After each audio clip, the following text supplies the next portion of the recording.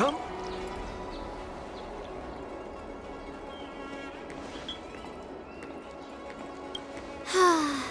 Seriously? When is this war dance going to start? The Sky Splitter has been hovering there for ages. When can we board and see what's inside?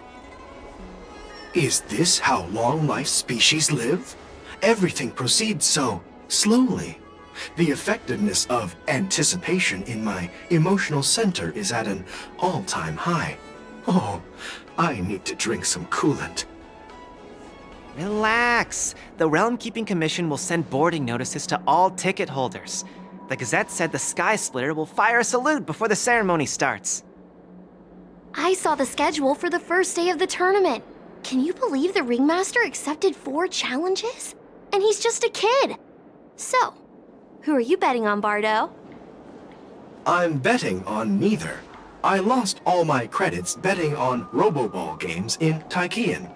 This time, I've decided not to rely on probability games to accomplish my target of getting rich. War dance.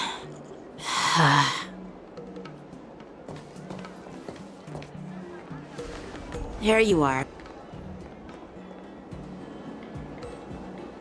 I heard you and Mr. Dan Heng went to meet the judges, and then a riot broke out in the shackling prison.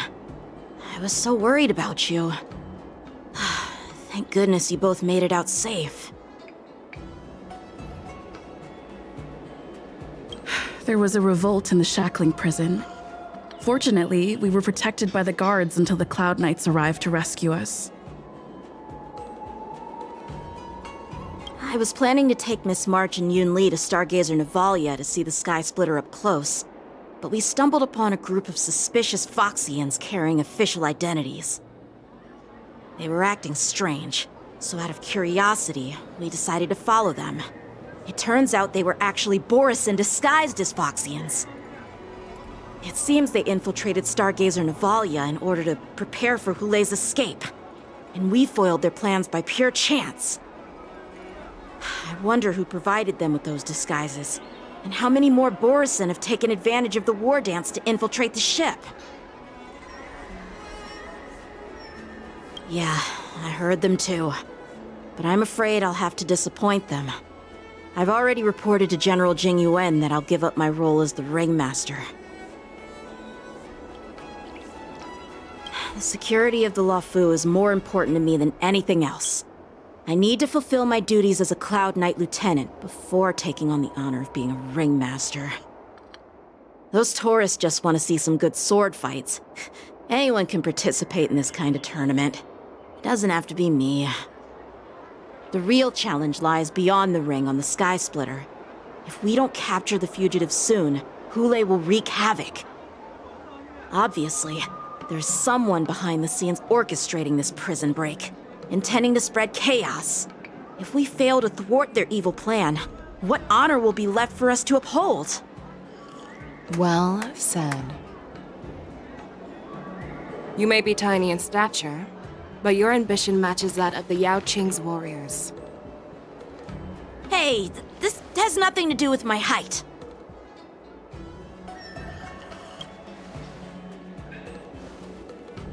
Yes, I suggested to Yanqing that we find a place to have a decent meal. A hunter must be well fed before the hunt. You still have a good appetite, even in the face of disaster. You truly are the Merlin's Claw. Please finish the food quickly so we can get to work, General Feixiao. Well, that's not up to me. Dig in. I called you here so you could enjoy the food. Me? This isn't the time for a leisurely meal, and this is way too much for me. Oh. You'd give me time to enjoy a meal, but not yourself? Ever since you encountered those Borisin spies, you've been so busy that you've hardly eaten anything. You can't defeat Hulei on an empty stomach. Take your time. Enjoy the meal and calm yourself. Hulei's whereabouts are still unknown, and they've even taken Mr. Zhao Cho hostage. The longer we wait, the more complicated the situation becomes. Zhao Qiao always said I'm the most impatient person among the Cloud Knights, and I can't argue with that. So, there's no reason for you to be more anxious than me. I've fought against Borisin abominations for years, and I know their ferocity and cunning well. The Borisin were clearly well prepared for this prison break, and now they are staying in the shadows. They have no reason to rush out into the open. When facing cunning and ferocious prey, the hunter must be more patient, biding their time to seize the golden chance for a decisive blow. Once Hule loses his patience and reveals himself, that's when we'll strike. But when will that time come? Like I said, it's only one meal away.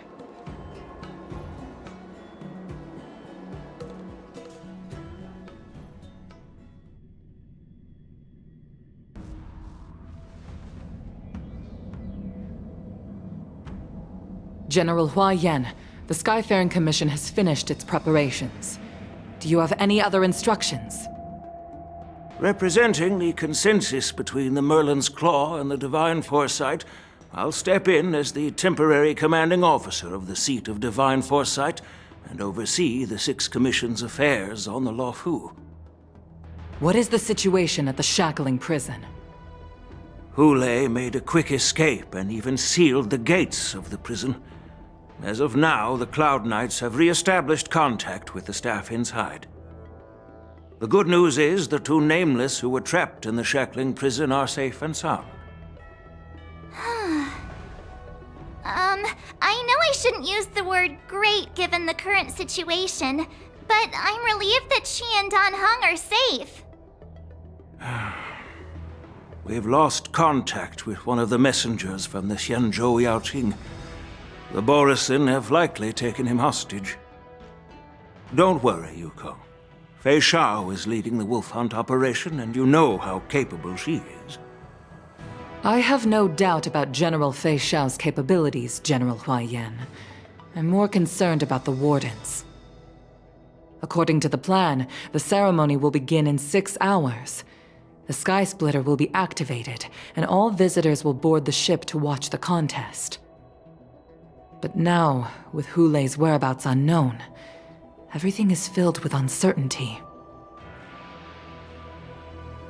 March is right, Grandpa. I heard the escaped prisoner from the Shackling prison is beyond formidable. In case anything goes wrong... So, Yun Li, what do you think we should do? Well... I believe we should declare martial law and allocate manpower to search for the escaped prisoners. And as for the war dance, it's better to announce an indefinite delay for now. Your plan sounds solid, but unfortunately solid plans rarely get a chance to be implemented. I believe there are at least 2 parties who won't accept your approach. The first are the many travelers who have come all the way here for the war dance. If we declare martial law now, it's like declaring that the Luofu isn't safe. How do you think the outsiders would react? They'd be terrified, and chaos might ensue. The second party is the staff of the Xianzhou Luofu's 6 commissions. They've invested a lot of resources and manpower into organizing the war dance. Suddenly suspending it indefinitely would create numerous challenges for them. But of course, not everyone disagrees with your idea. Really? The mastermind behind this incident would fully support your opinion, presumably. Hule's escape and your discovery of Borisin's spies at Stargazer Navalia. Even a child could guess that these events were orchestrated. The fugitive is just one piece in the game. The one controlling the pieces wants to spread chaos and suspicion among the people on the Luofu. If we declare martial law and postpone the war dance, will fall into their trap and instill fear in people even before Hule actually does anything. So what do we do? We'll search for the prisoners while maintaining order on the Luofu, acting as if nothing has happened. As if nothing has happened? Xianzhou said he'd assist the generals, and now he's nowhere to be found. With the host ringmaster gone, how are we supposed to act like nothing has happened? That's why I called the two of you here. General Huaiyan, are you asking me to take Yanqing's place as the ringmaster? You caught on quickly, Miss March. That's exactly what I mean. But Miss March is a guest invited by General Jing Yuan, Grandpa. How can an outsider represent the Luofu in the ring? It will make the Xianzhou Luofu a laughingstock. Dear child, the nameless of the Astral Express are renowned throughout the cosmos. It's an honor to have them participate in the ceremony. Plus, Miss March is a disciple of the little Cloud Knight Lieutenant. How can she be regarded as an outsider? We can't afford to have any problems during the war dance. I'm entrusting you not only with the honor of the ring, but also with the security of the Sky Splitter. Yukong, please explain to them the rest of the arrangements.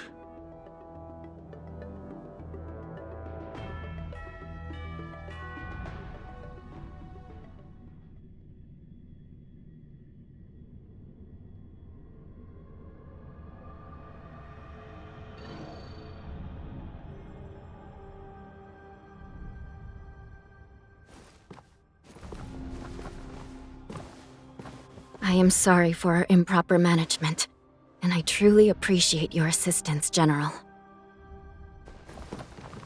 There is no need to apologize. We Cloud Knights fight on the battlefield while you judges punish the criminals.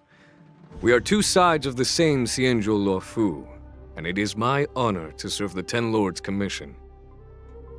I've grasped the situation of the prison break. Now tell me more about the current state of the shackling prison. Borison infiltrated the prison in disguise and released the prisoners, spreading chaos.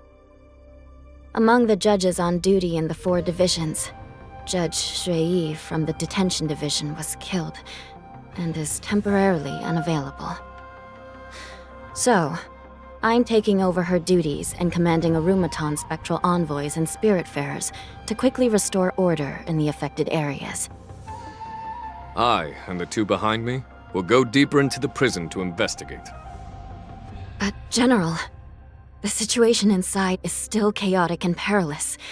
Your presence would be... It's common for Cloud Knight generals to face danger directly. Hule has escaped, and the Yaoqing envoy is being held hostage by the Borison. His fate is unknown. This is a grave matter. Not only did the Merlin's Claw offer no reproach, she decided to go after Hule herself to prevent further calamity. I believe the Luofu owes something in return for her fervent determination. How did the infiltrators learn about the location where Hule was held? And how did they time their plan just before the Yaoqing messengers were ready to escort him? Finding the answer to these questions shouldn't be too difficult. What truly matters is if we can gather the clues that lead us to the mastermind behind all of this. I understand, but I'm afraid it won't be an easy task. For a long time, this hidden force has been pursuing their own goals and undermining the security of the Luofu.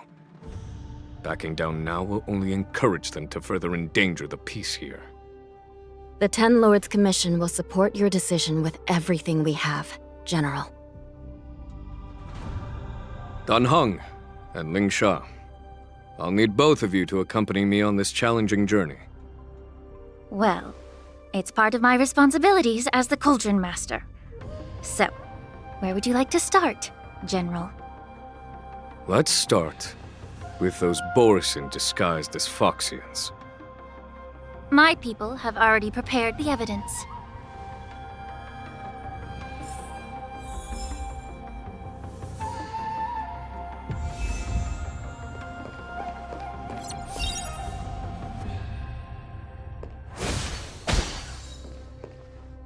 According to Lieutenant Yenqing's report, he stumbled upon a few suspicious Foxians at Stargazer Navalia. After following them, he discovered that they were actually Borisin in disguise. This is one of the bodies. Looking at him now, it's hard to imagine how he transformed into a Foxian. My alchemists detected some complex ingredients in his remains, which might explain how these Borisin were able to disguise themselves as Foxians. Simply put, Foxians and Borisin share a common ancestry.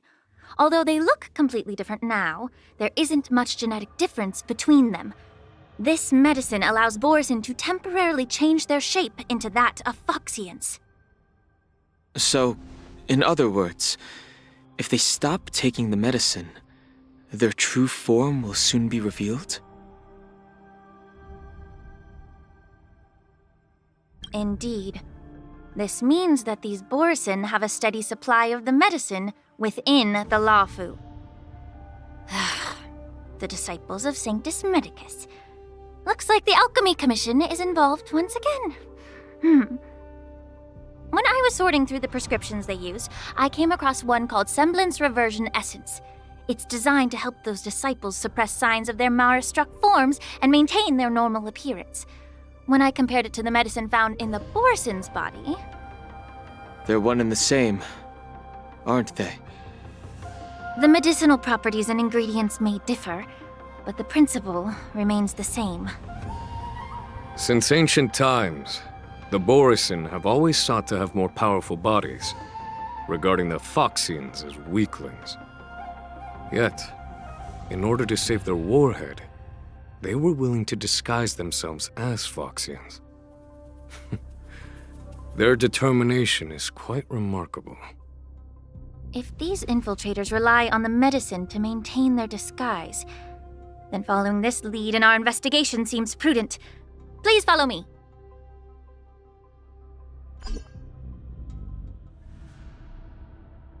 Here we are.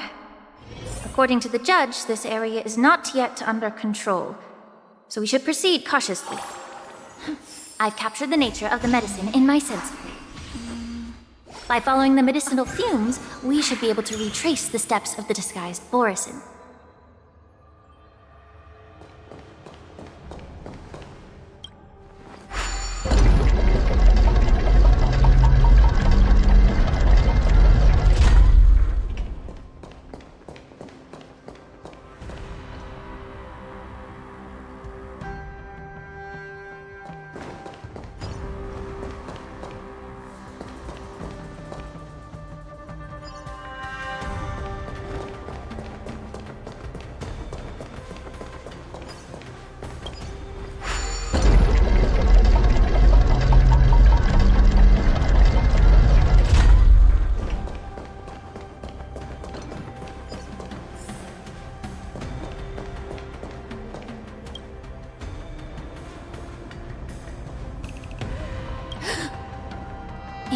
Incredible strength. The attacker shattered this warden's bones with a single blow. Such brute strength is not something an ordinary Borisin possesses. This is likely the work of Hulei. If I may be so bold to ask, is this Borisin truly that formidable? I have lived a bit longer and engaged in a few more battles than you, Miss Lingshaw. To the Alliance, Borisin have always been the most formidable adversaries. And Hulei is a monster feared even among his own kind. With his strength, Hulei united numerous Borisin packs, forming a grand army of abominations of abundance. They constantly push the Alliance's armies into perilous positions. Over 7 centuries ago, I followed my mentor on a campaign against the abominations. And I personally witnessed the devastation on the battlefield after Hulei appeared. Even with medicinal pellets that suppressed the fear caused by his lupitoxin, countless Cloud Knights succumbed to panic in the face of his murderous aura. They couldn't even raise a hand in resistance. If the former sword champion hadn't immobilized Thule with her frost blade, the outcome of that fateful battle could have been very different. By the end of the battle, only a few of us remain. The crimson moon cast the sheen of blood on all. Everything I saw was painted dark red. If that's the case, why wasn't the beast executed instead of being imprisoned? On the Xianzhou Juming, the judges cast those unforgivable and nearly immortal abominations of abundance into the eternal flames of the stars, reducing them to ashes. Their so-called immortality is just a facade. I mean, nothing can truly defy death, can it? I just don't understand why the Luofu kept this tumor for so long, leading to the terrible situation we're facing now. But I guess I understand. The people of the Luofu are known for their kindness. Even when faced with the malignant tumor within the Alchemy Commission, they couldn't bring themselves to cut it out. Instead, they exiled the healer, who tried to solve the problem, to the Xianzhou Juming.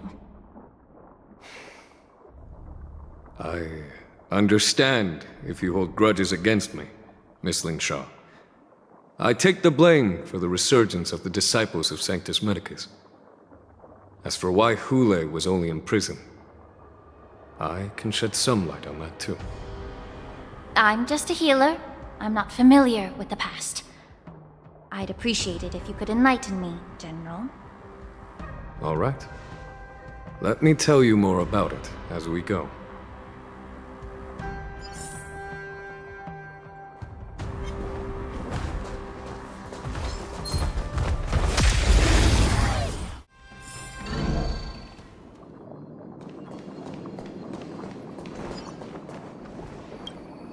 Did this Cloud Knight also take the medicine?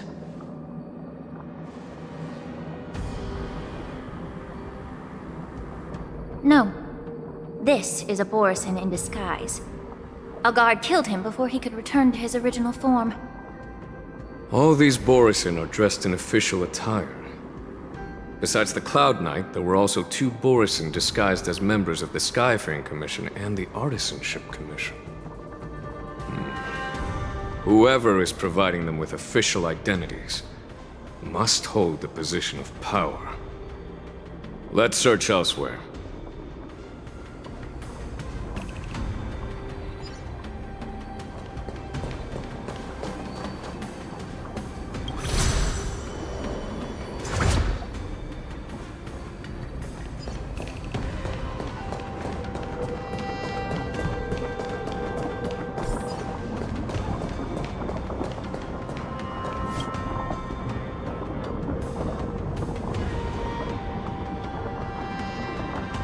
Someone bit open his arteries and drained almost all of his blood while he was still alive.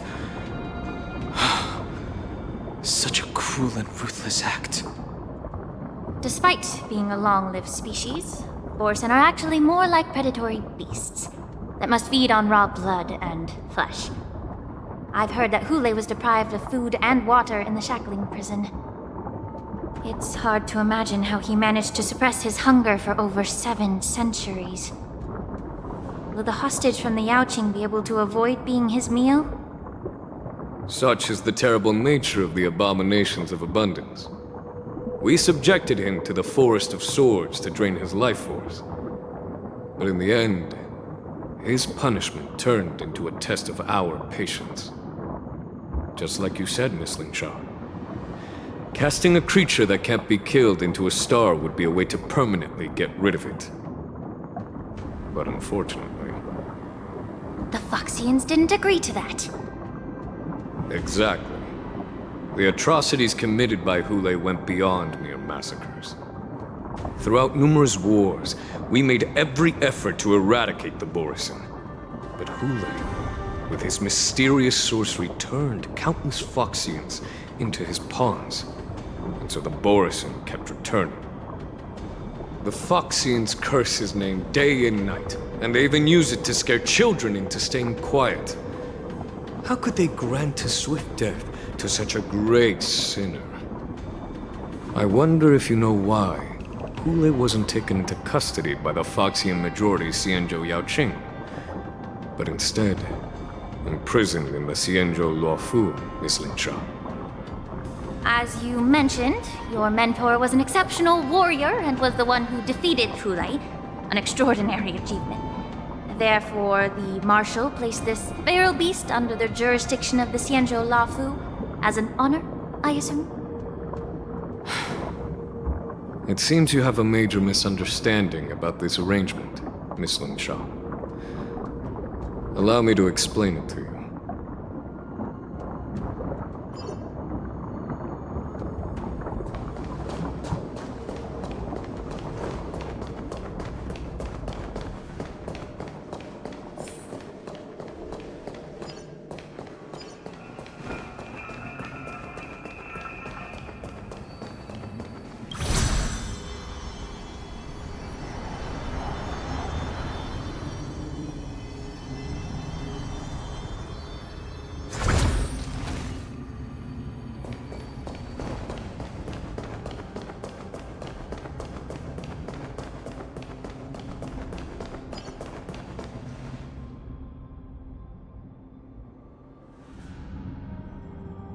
Yanqing told me that an IPC ship was attacked by Borisin. Is this what they were transporting on the ship? Yes. The Artisanship Commission and Alchemy Commission conducted a joint examination and found that the parts of this machine are made from specially refined Borisin biotissue. I heard the Intelligentsia Guild has been researching the biological properties of long-life species, hoping to make medical or combat-related discoveries. However, they haven't dared to cross any lines due to their so-called relationship with the Alliance. Perhaps to those scholars, Borisin are no different from lab animals. Maybe the Borisin attacked that ship to retaliate against the Intelligentsia Guild for experimenting on them? No. If it were only about revenge, they could just wreck the ship and destroy all the cargo, instead of allowing it to end up in the shackling prison. It was a deliberate display to showcase the dangerous nature of the cargo in broad daylight. This way, the cargo would end up in the shackling prison, serving as a tool for the prison break. This skill in exploiting the blind spots of others' mindsets is so atypical of them. I'm afraid the IPC and the Intelligentsia Guild unknowingly became their accomplices.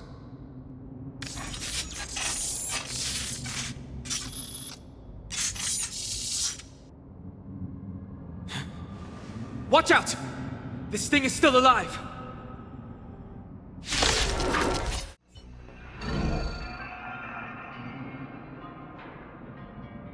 You haven't answered my question about why Hule was imprisoned in the Luofu instead of the Yaoqing, General. You've been reserved in your response. Could it be that such an arrangement wasn't an honor? The reason why the Marshal didn't leave Hule on the Yaoqing lies in the very mech in front of us. Are you suggesting that there are people trying to understand Hule's secrets and use them for their own purposes? Just like with this mech? Well, I understand. I've heard that the Foxians on the Yaoqing share a bloodline with the Borisin. And just like the Borisin, some of the Foxians there experience an uncontrollable insanity called moon rage. The Marshal believed that this would be inhumane and no different from what the Borisin did, so... Exactly. While Borisin see moon rage as a blessing that unlocks their true potential, Foxians see it as an inevitable curse within their bloodline. Countless healers of the Yaoqing have attempted to unravel this mystery, but to no avail. Why can Borisin control the power of moon rage? Can we Foxians break free from this curse? These questions were asked frequently. Each questioner had good intentions. But the road to catastrophe is paved with good intentions. To the Foxians of the Yaoqing, Hule was not only the warhead of the Borisin, but also a monster that could be the subject of much research. Hule thus became a poison that corrupted people's minds without their knowing. That's why the Marshal decided to imprison Hule and the Luofu. It wasn't an honor, but rather a warning. Because such selfish pursuits in the name of good intentions once led to a tragedy on the Luofu that served as a warning to future generations. This edition of Imbibitor Lunae. By imprisoning Hule and the Xianzhou Luofu, the Marshal both suppressed the dangerous intentions of the Yaoqing Foxians and warned the Xianzhou Luofu to refrain from repeating its mistake. That was a necessary trade-off. The Xianzhou alliance is not solely about the Xianzhou natives. Only when all three races, Foxian, Videodora, and Xianzhou natives, form an alliance, will there be a promising future for all. Thank you for enlightening me.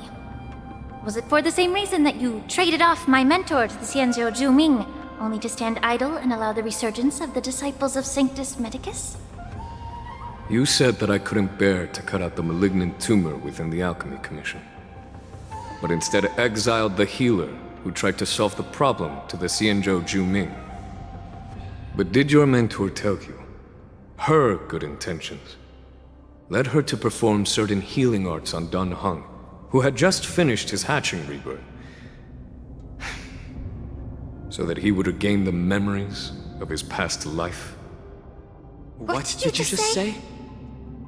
She believed that restoring the High Elder's knowledge of his past life would allow the Videodora to resume their duty as the guardians of the Ambrosial Arbor, quelling the strife within their clan and bringing everything back on the right path. But just as I mentioned earlier, the road to catastrophe is always paved with good intentions. Since then, the 6 charioteers decided that the Alchemy Commission would no longer have a cauldron master. Until your arrival now. If that's the case, I should thank you for protecting my mentor by exiling her, General. Quite the contrary. I should be the one thanking you. Thanking me?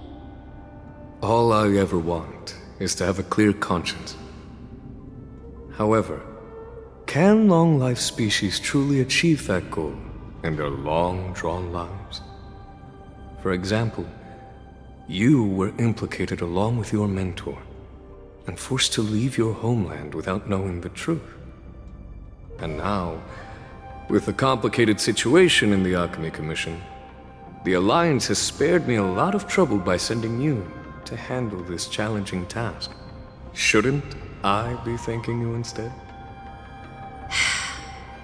Your eloquence is indeed impressive, the divine foresight. You won't even leave me any excuses to hold a grudge against you. But let me make it clear. The Alliance sent me here to handle the business impartially, not to choose sides. It doesn't matter which side you choose, Miss Lingshaw. At the end of the day, both you and I stand on the side of the Alliance, don't we? Let's keep going.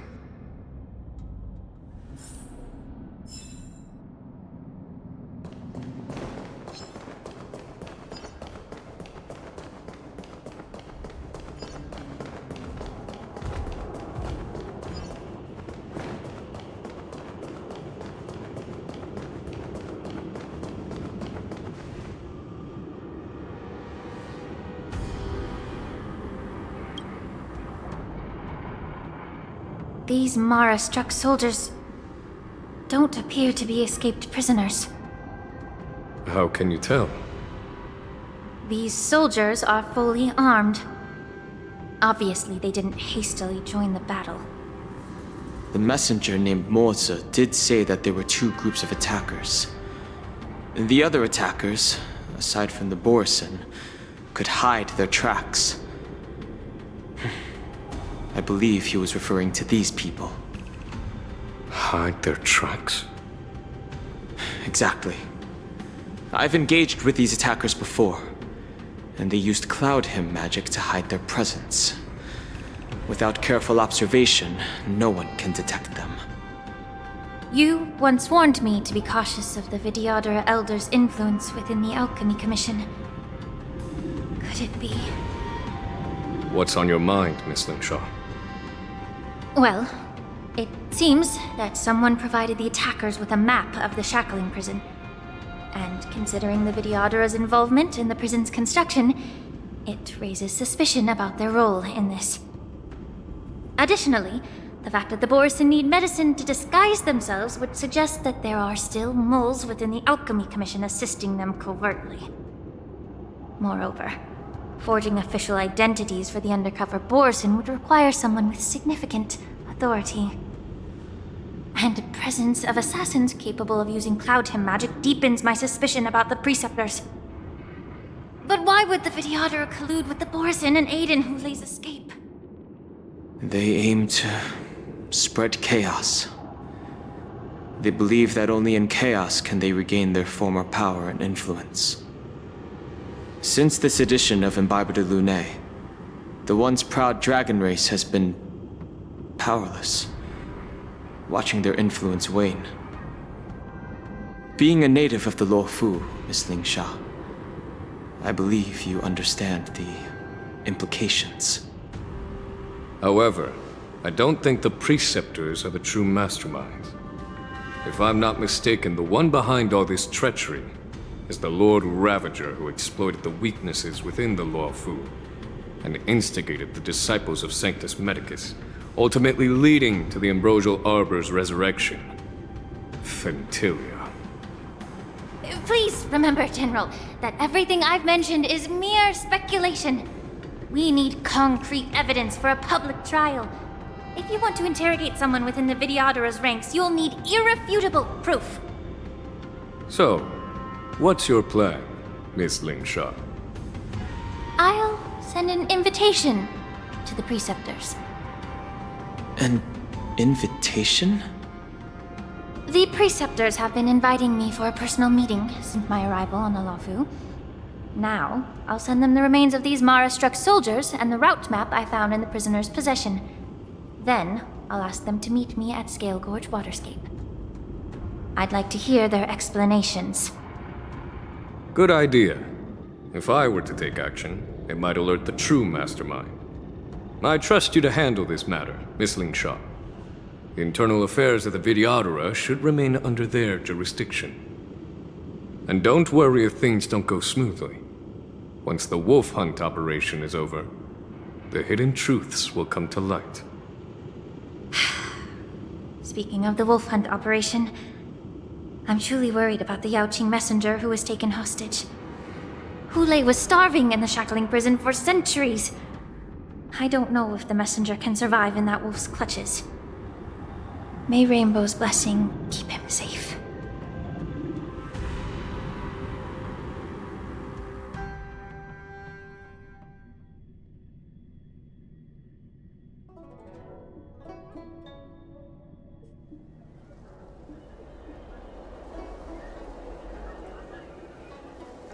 As I said, I'm a healer.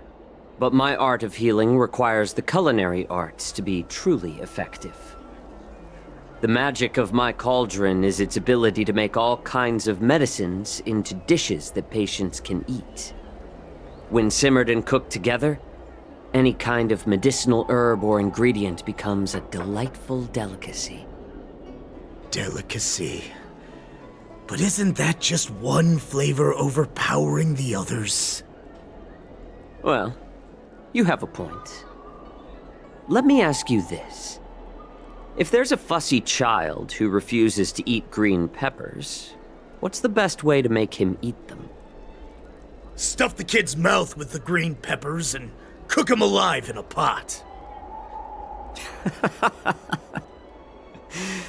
You have quite the sense of humor. I've heard that you, Borison, have lost many of your taste buds during the self-modification process. so you can't experience complex flavors. Only the saltiness of blood and flesh truly awakens your appetite. It's a shame I don't have any green peppers right now. Otherwise, I'd happily stuff them into your mouth and cook you alive in a pot. I'm just kidding. The answer is quite simple. Chop up the peppers and mix them with minced meat to make meatballs. This way, the flavor of the meat overpowers the taste of the peppers. And even a fussy child can enjoy them. Can I just boil your tongue in this hot pot? I know you're trying to buy time until someone comes to your rescue. You said that Jin Liu recently returned to the Luofu, right? Well, she did come back. But, unfortunately, I also found out that she committed serious crimes and was escorted to another Xianzhou ship. Do you really think you can delay our departure by provoking Lord Hulei's desire for revenge with your clever little tongue? You see Borison as savages who know nothing about the Xianzhou, but in fact, we know all about your tracking tricks. Like the jade abacus you're carrying, and the side cranes in the sky. The more hope you hold in your heart, the greater your pain will be when death comes. I wonder if you can maintain your composure when I tear your throat open. His composure is only a temporary effect of the medicine. And it will wear off soon, right? Lord Hulei! Oh, you pathetic Foxians. For thousands of years, we were the ones who allowed you to live, and who granted you civilization. But in the end, you chose to betray us for the freedom promised by the Xianzhou people. But it's all right. As long as you catch the scent of your masters, you obediently return to us, no matter how far you run away.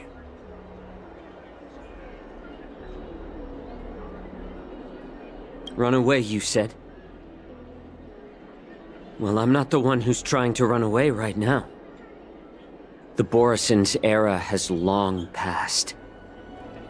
Did they ever tell you these harsh facts before giving you hope for returning home?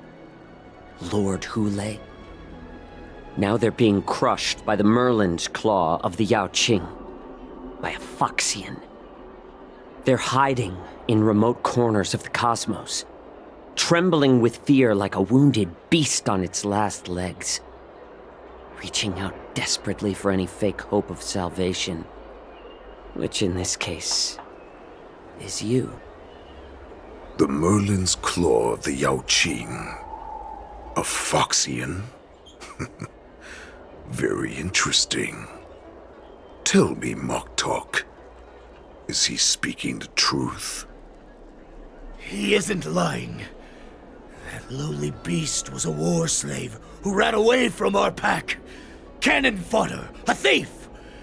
She stole our power and used her knowledge about us to fight us, using every dirty trick in the book! And she bested you, Mock Talk. Fairness is but a pathetic excuse for the dead and defeated. Since our great pack has fallen apart, who told you that I was alive? And who sent you here? In our darkest hours, it was a prophet of the Master of Immortality, named Mongus, who showed us the way. Her guidance brought us hope. This prophet, Mongus, what does she want? The prophet made this proclamation. The Borison have been divided for too long, and only your return can unite all the packs, restoring us to our former glory. That's when we learned that you were still alive. It must have been a manifestation of the Master of Immortality! And the Prophet told us that the Foxian General of the Yaoqing would take you to her ship during the Luofu's war dance, and that it would be our best chance to infiltrate and free you from your prison. And just as she said, we did it! Even if you managed to set Hule free, you'd have no way to escape. We've already prepared our ships, and the Prophet's prediction will surely come true. Once the news about the prison break spreads, the Cloud Knights will close all the ports. You may think you've escaped the prison, but you're just trapped in another cage, known as the Luofu. Let me kill this unruly, lowly beast, Lord Hule! I assure you that our star skiffs will soon arrive. Right now, everyone in the Luofu is distracted by the stupid war dance, so this will be the perfect chance to escape. Once you've returned to your territory, your revenge against the Xianzhou ships will be within reach. Perfect chance to return to my weak and shattered pack at the mercy of a ridiculous false prophet and become a mere puppet in her clutches. Her plan is full of flaws. The only paths she has prepared for you are escape and death. Listen up. A wolf never allows itself to become prey. From now on, you'll follow my orders.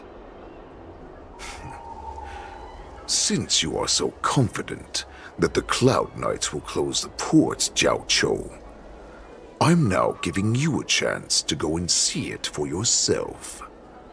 Go to the ports, come back, and tell me what you saw. Wait, what did you just say? But my lord! Would an alpha wolf ever listen to a cub mock talk? No, I've never heard anything like that. I wasn't trying to defy your will. I will always unquestioningly follow your orders.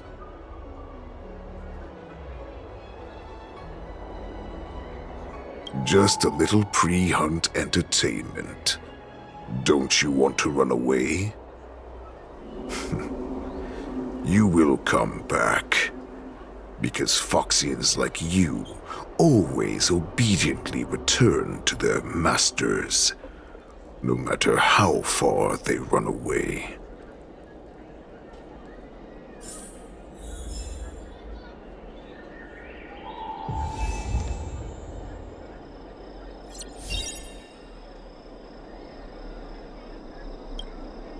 Water! Oh, I need some water! What the heck was I thinking? If I knew it'd end like this, I would have stayed in the shackling prison. Better to live in shackles and die free. Let me take a look. I can help you out. Are you a healer? Please, bandage me up. I don't want to die. Although Hule and his followers can currently hide in the city, won't be long before they're found. What was he planning when he let me go?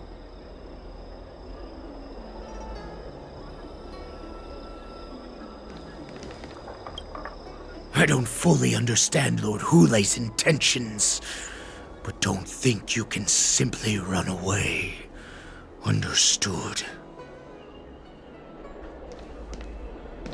You know why I'm letting you go. Because Foxians like you always obediently return to their masters, no matter how far they run away. Head to the port and report back to me. Let's see if they really closed it like you expected.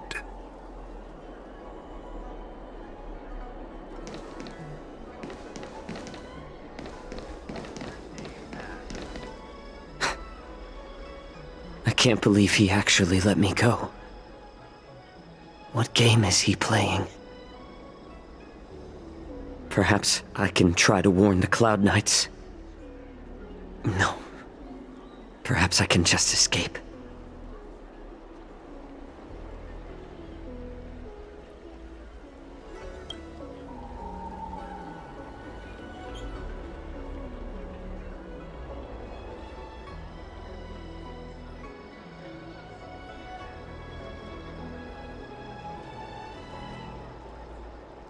Just as I suspected.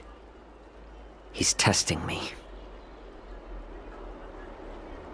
The Cloud Knights must have been aware of the situation inside the shackling prison for some time. Will General Fei Xiao personally lead a squad to capture Hulei? For now, I'll do as he asked.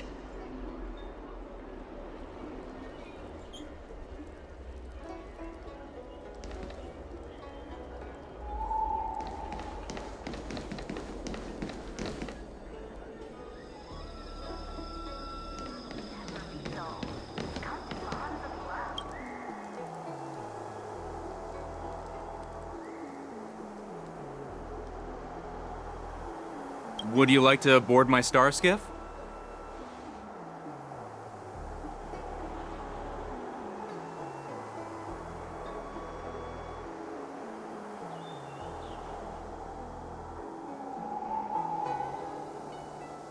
Well, my little star skiff can't accommodate that many.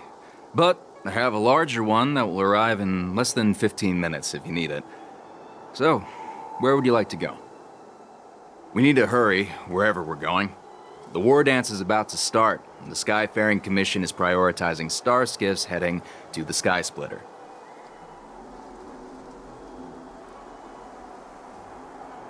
Keep what quiet?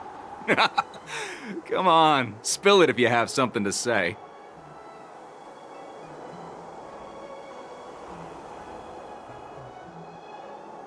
The Realm Keeping Commission? It's right up ahead. Look, I've got a business to run, so why don't you go there yourself?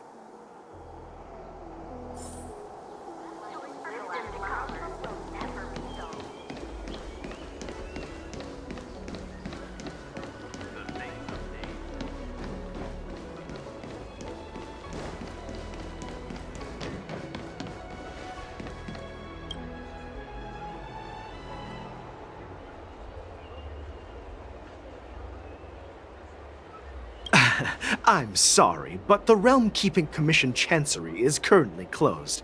All the officers and officials have been reassigned to assist in the war dance.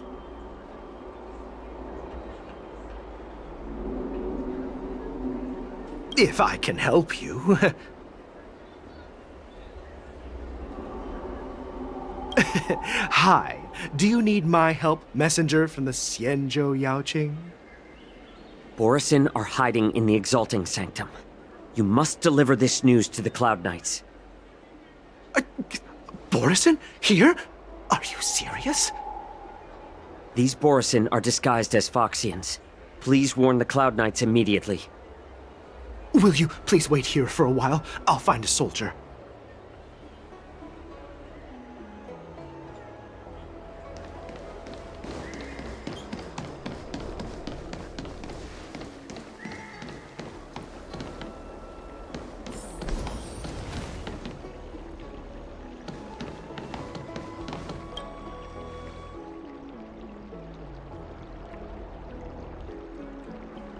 Hey there. I noticed you'd been looking at me for quite a while. Do you need my help?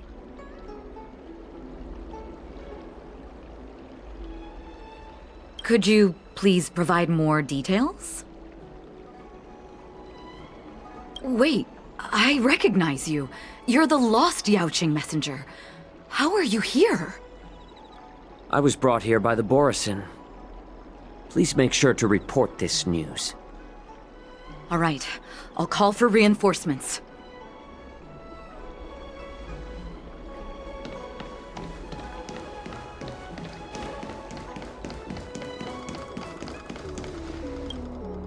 Stop asking. I'm off duty now. Go bother someone else.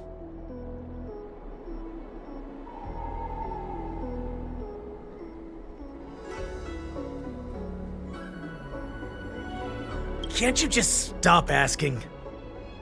You're not one of us, but I smell a familiar scent on you. The Warhead sent me here to check on the situation.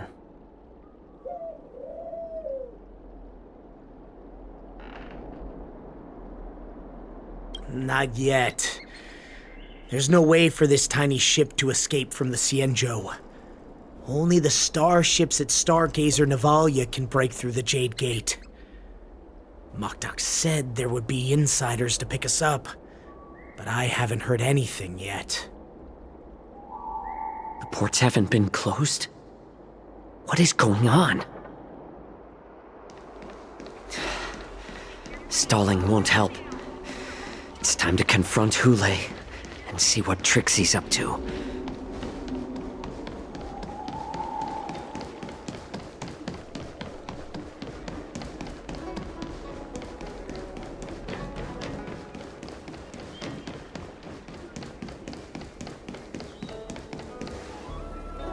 You're back, Xianzhou.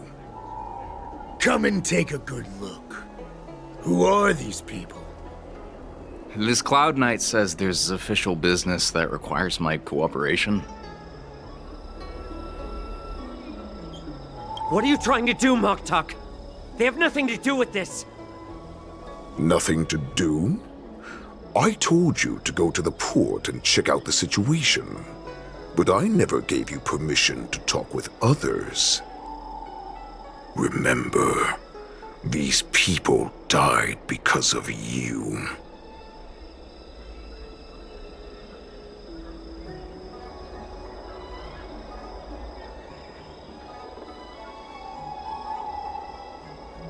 You want to prove to me that you hold everyone's lives in your hands, right, Hule? Oh, exactly as you said. So, have the Cloud Knights closed the ports? No. They don't want to publicize my escape. I understand. It's no surprise, for fear is more deadly than claws and fangs. Especially during a festive time like the war dance. What lurks here is not a group of fugitives, but rather a pack of wolves amidst the flock. My cubs are hungry, ready to feast on flesh and blood, reveling in your fear. Your calm facade will soon crumble. I can tear through it and expose your pathetic bones any time. There's no escape from me, Xianzhou. Of course, you can try your luck and believe that your wits will save you. But remember, you're not the only hostage in this city. If you try anything funny, innocent people will die because of you. Now, let's talk about the Foxian general you serve. Moktok says she's here for me, which means she'll be hunting me herself. Before the hunt begins, I need to know my opponent. You can refuse and play tough, or you can cooperate and save us both some time, healer.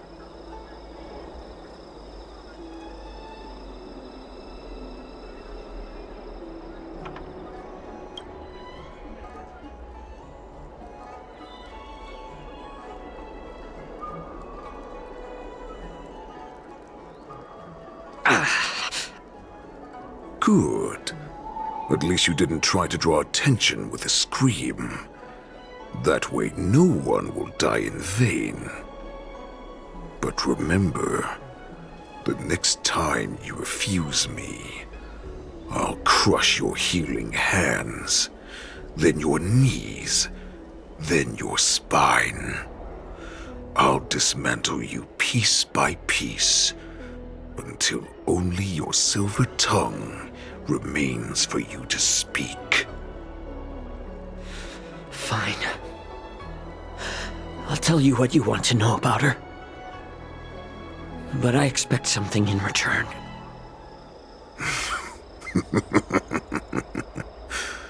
What makes you think you're still in a position to negotiate with me? You can torture me until I talk. Or let's save us both some time. Warhead. Here's the question that's been bothering me. How have you managed to survive and endure centuries of torture? Borisin aren't supposed to live that long, or possess such regenerative abilities. So, is that why the Xianzhou Yaoqing wanted to take me away? Oh, to some, I'm a hostage.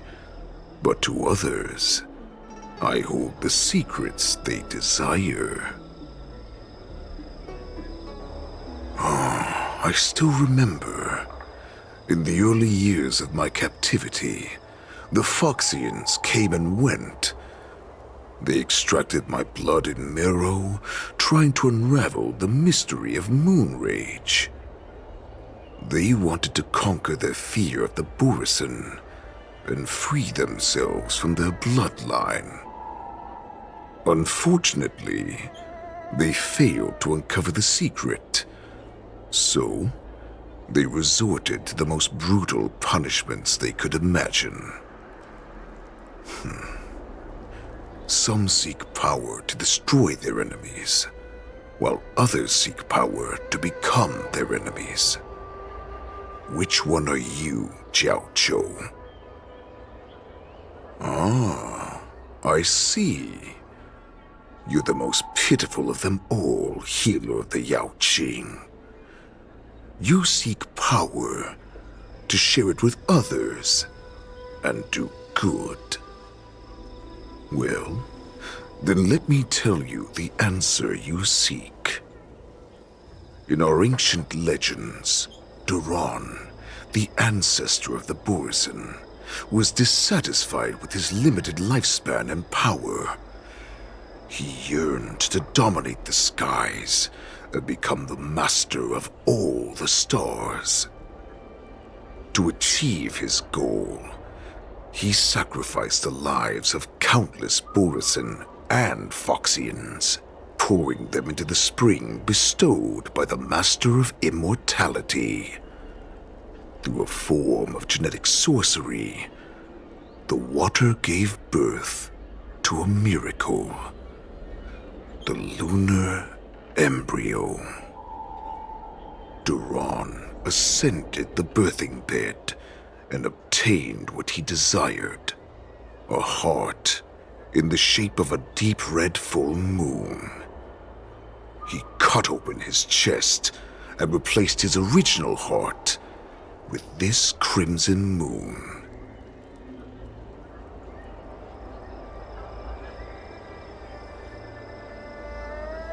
Laugh all you want, but only I know the truth behind every word. This moon heart beats within the body of every generation of the Borisin warhead. In the ritual that decides the new warhead, the successor cuts open the previous warhead's chest and consumes the divine heart, thus possessing it as their own. Devouring is the true essence of life, allowing us to endure and thrive. It gathers the life essence of all the prey we consume, making us stronger and stronger. I thought all hope was lost after 7 centuries of torment. But now, This heart is beating once again. All right. Now it's your turn to tell me everything about the Merlin's Claw. Xianzhou, I found you.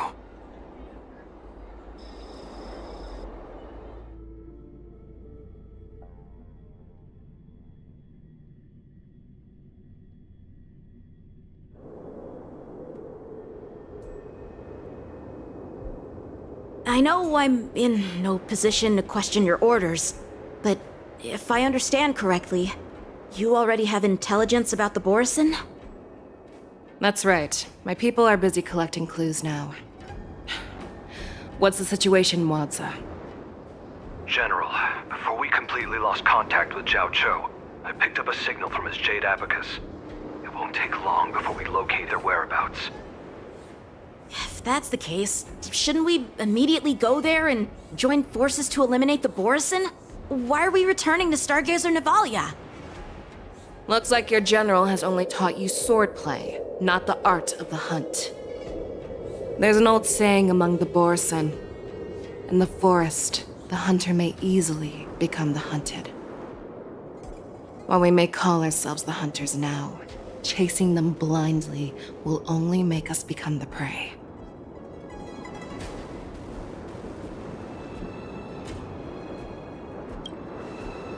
Are you joking, General?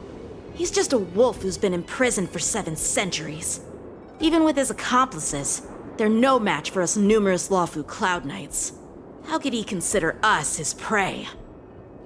Do not underestimate the enemy.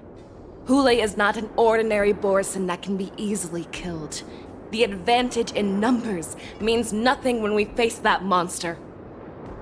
A vicious beast who hasn't tasted blood and flesh in 7 centuries is now lurking on the streets of the Luofu right before the war dance. This is what makes the situation treacherous and unpredictable. To him, the lives of ordinary people are just meat, ready to be devoured at any moment. Exactly. That is why we must succeed in our first strike, or the situation will spiral out of control. You've heard of this military tactic, right? When you surround your enemy, leave one side open for them to escape. A skilled hunter must be well prepared, waiting for the prey at the most advantageous position.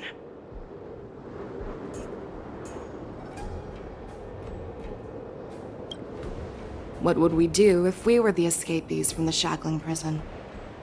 While we can disguise ourselves and blend in with the crowd, we don't plan on staying here for long. In this case, what do we need most now? A star skiff to get us out of the Luofu. The Borison we discovered at Stargazer Navalia were actually preparing a vessel for their escape. We predict their next move, and we take them down. Let's start from where you found those Borison and corner our prey.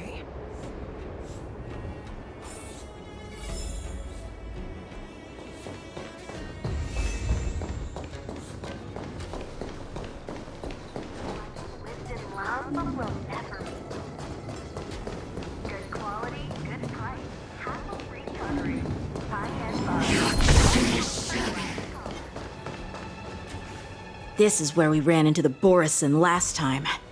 It looks the same as usual.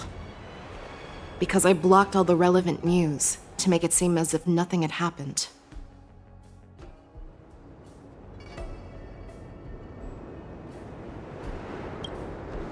If Yanqing hadn't scared them off, we would not have many clues. However, the more well-prepared a plan is, the longer it takes to adjust when it's disrupted. If any Borison wants to stick to the original plan despite the risks, they'll surely come back to Stargazer Navalia to check the situation.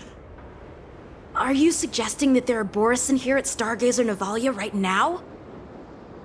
This is an automated area. So don't you think that there are a bit too many people here today? First, look at those 2 Skyfaring Commission staff members. They've been observing us in secret since we arrived here. Then there's a Cloud Knight soldier over there. Perhaps he's here for patrol, but each patrol team must consist of 2 members. And obviously, he is not following the rules. Lastly, there's that craftsman wearing Artisanship Commission clothing. He's unusually focused on checking that device. If you have a target in mind, let's go investigate.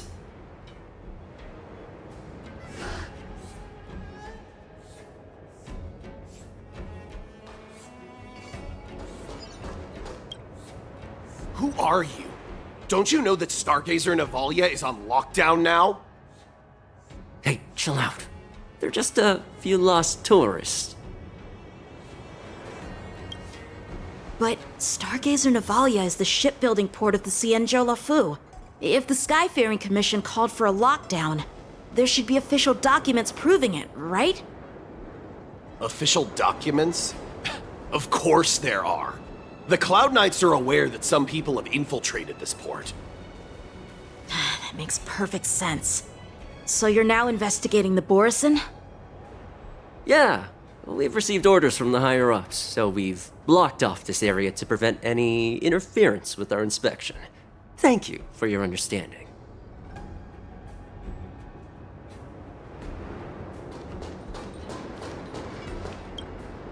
Hey, you there! Please refrain from wandering around Stargazer Navalia if you're not... Oh, it's you, Lieutenant Yanqing.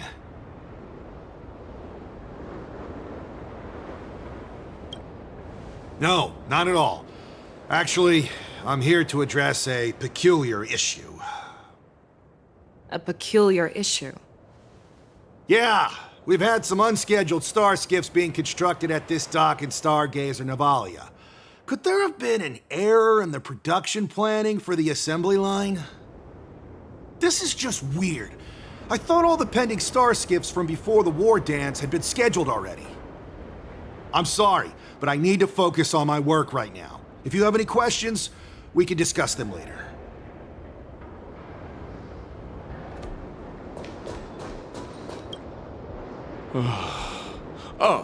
Lieutenant Yanqing and General Feixiao?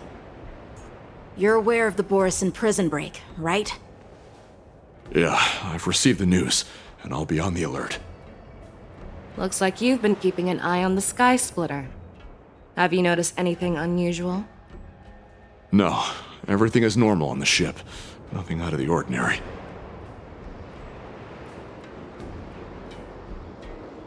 This is not a location for a Cloud Knight on guard duty, is it? Well, this spot offers a great view. Are you here to keep an eye on the Sky Splitter? Yes. You've been observing the Sky Splitter for a while. Have you noticed anything? Honestly, just watching the ship from here isn't too thrilling. I wish I could go on board and witness Lieutenant Yanqing's contests. Speaking of which, Lieutenant Yanqing, aren't you supposed to be on the Sky Splitter? Is it alright for you to be here instead? Thank you for your concern, but I have more pressing matters to attend to.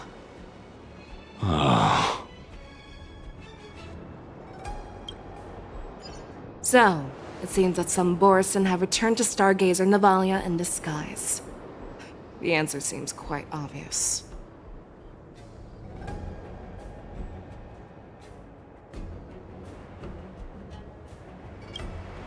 That's my suspicion as well.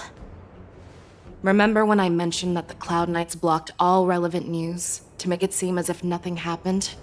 Stargazer Navalia is not under lockdown. But on the contrary, those staff members use Stargazer Navalia is on lockdown as an excuse to persuade us to leave. This contradicts the Cloud Knights' plans. Their flimsy disguise has been exposed. Even if they try to hide, there's no way they can escape us.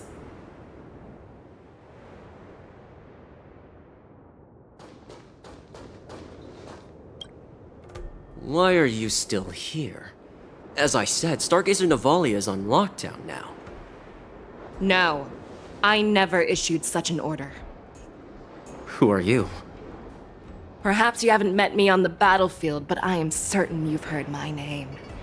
Now I'm asking you a question, so answer me. Tell me. How many more of your comrades are here? Where were you planning to meet Hule? This woman, she's the general of the Yaoqing. What are you still waiting for? Attack her!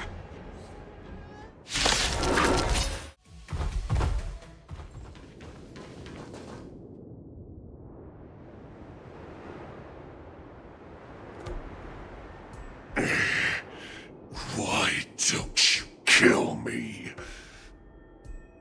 Because I need answers. You were our war slave, so you should know us descendants of Duran. You want me to talk? Fine. Try whatever you want, but I assure you, you won't get anything from me. Only fangs and blood. If I were to do that, I wouldn't be any different from you. I am the arrow that pierces the wolf's heart. I grant you a swift death. That's exactly what I desire. Wolves that leave the pack are prepared for the fate of never returning home. But sadly, you didn't catch my partner. He will alert them. Before you close your eyes, you should know that I allowed him to escape. Because he will lead the Cloud Knights to Hule's hideout.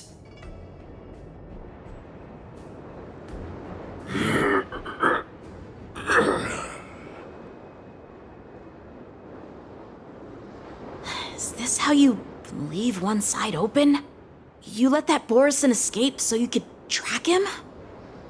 This is the most common hunting tactic used by Borison. I know the methods of these abominations all too well. They always leave an escape route for their prey, allowing them to flee in fear. Then they chase them like it's a game. Borison get great satisfaction from the last struggles of their victims. Have you witnessed these things firsthand? That guy called you a war slave. What exactly have you experienced?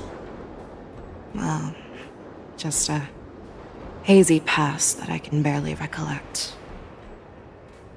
Long ago, I was one of them.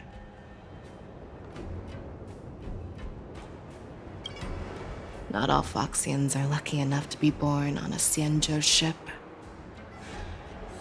I grew up in one of the worlds where Borison roam, known as the Fallen Territories by the people of the Yaoqing.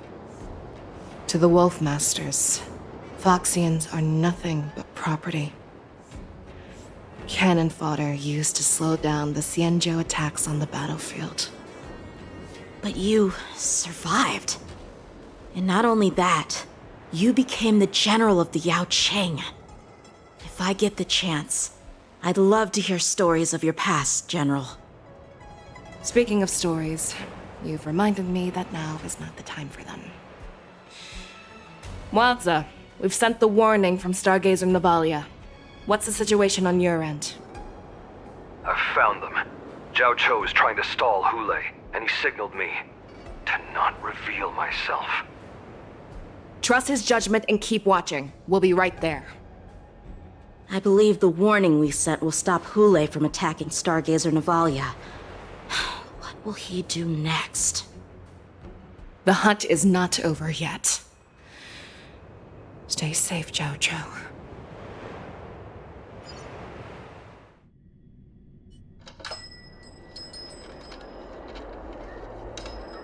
Please, save me. I want to live. Doctor! Xiaozhou, find a medical ingenium and give that kid a shot! Hurry! I see. How is the front line? The Borisin beast ships have already landed on the Fenghu. It won't be long before this place is overrun as well. What about General Yueyu? Any news from her? I'm her healer. I should stay by her side at a time like this. She asked me to tell you that she's not coming back. She must protect the Cloud Pier telescope. General asks you to save that kid. The girl fought desperately just to bring us all back here alive. I've never seen such a brutal fighting style. Her body, it's like she was split open. Just like...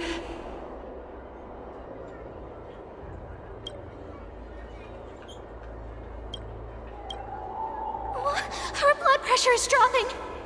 Do you hear me, Xianzhou? Loud and clear. Get me some tumble dust. We've got to start the operation right now. I will bring her back. Is that why you're so determined to learn my secrets? Do you hear me, Xianzhou? I do. Loud and clear. So she saved you all in that great battle on the Xianzhou Fenghu 3 decades ago. But to your surprise, you discovered her Borisin bloodline while she was at death's door. Moktok told me that she was a war slave who escaped from the Eclipse Pack. Oh, what a twist of fate. Turns out, she's from the same clan as I am. Now I understand.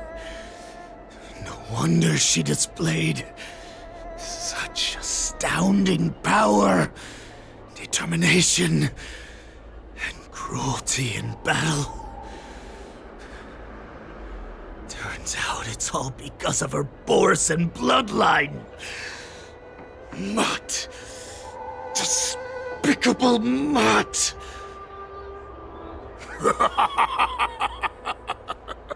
And she used the gift of her bloodline to destroy the Borisin.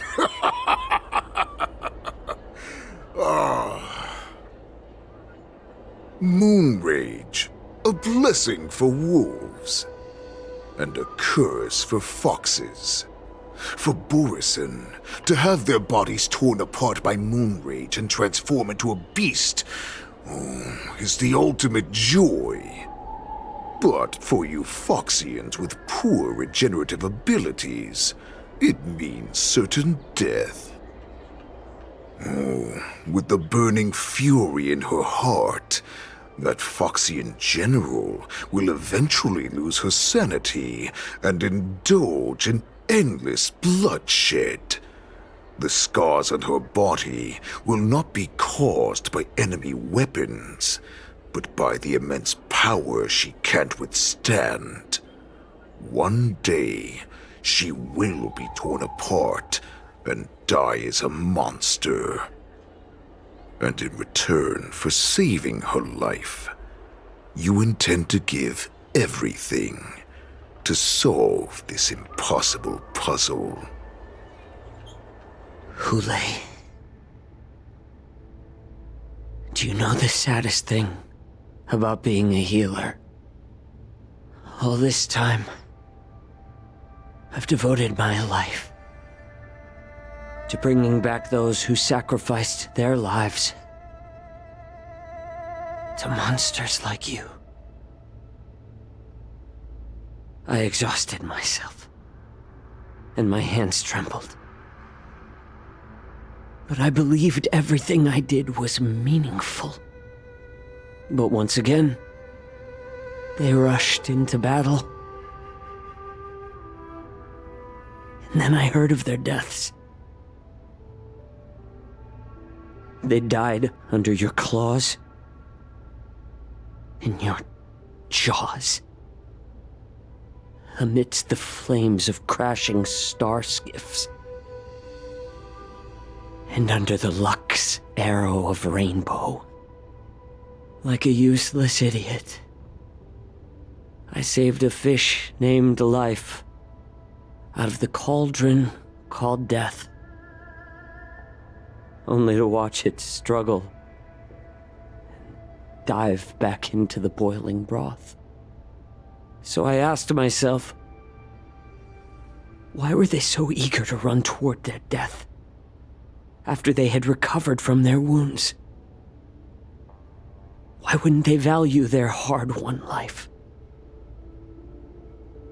All the doubts left me feeling lost.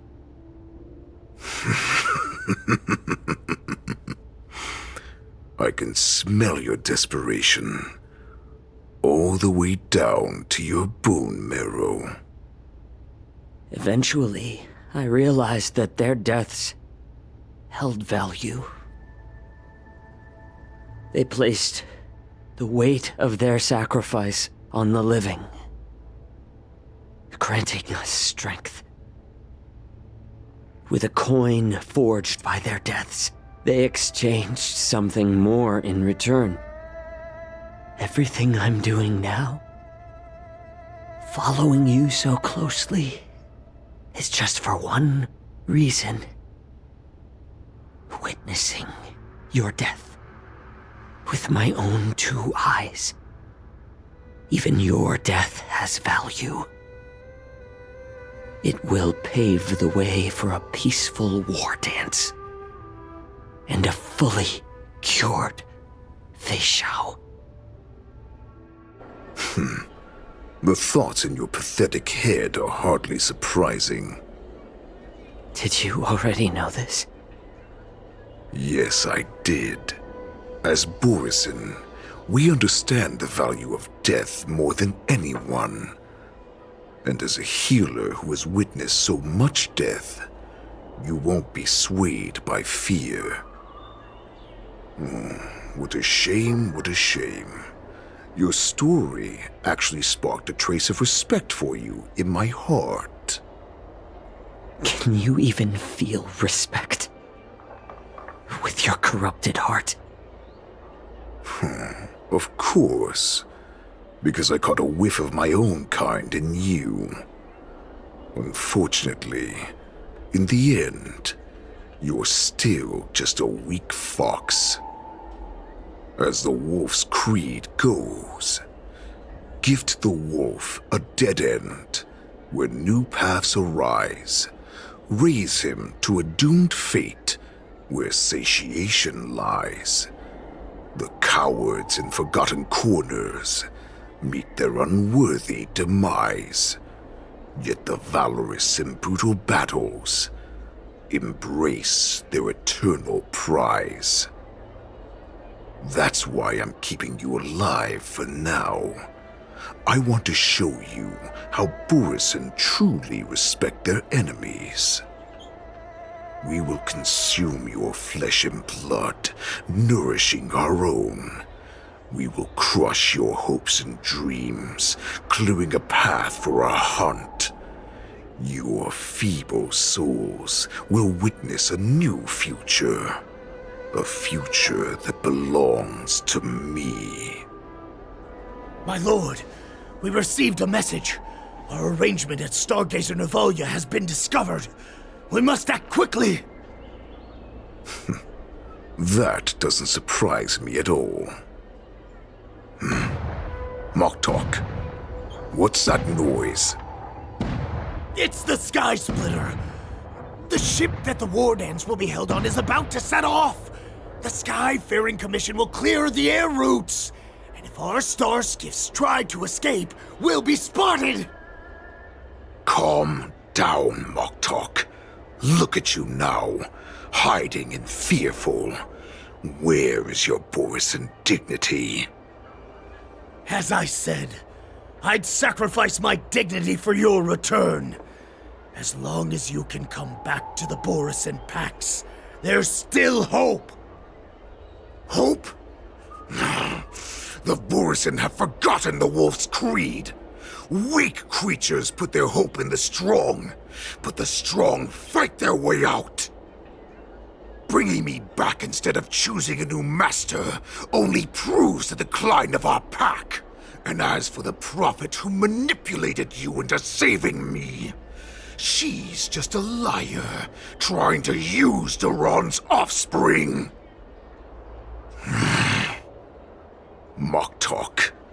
Let me tell you how the Borisin will rise to power. We won't hide like rats in the streets of the Xianzhou.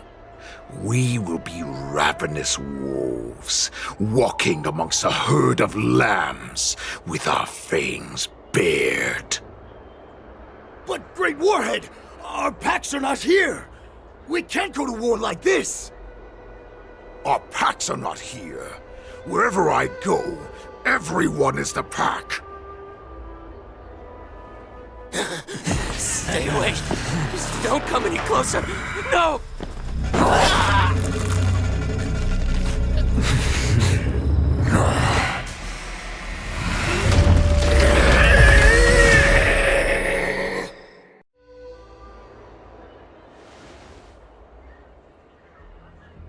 Mock talk.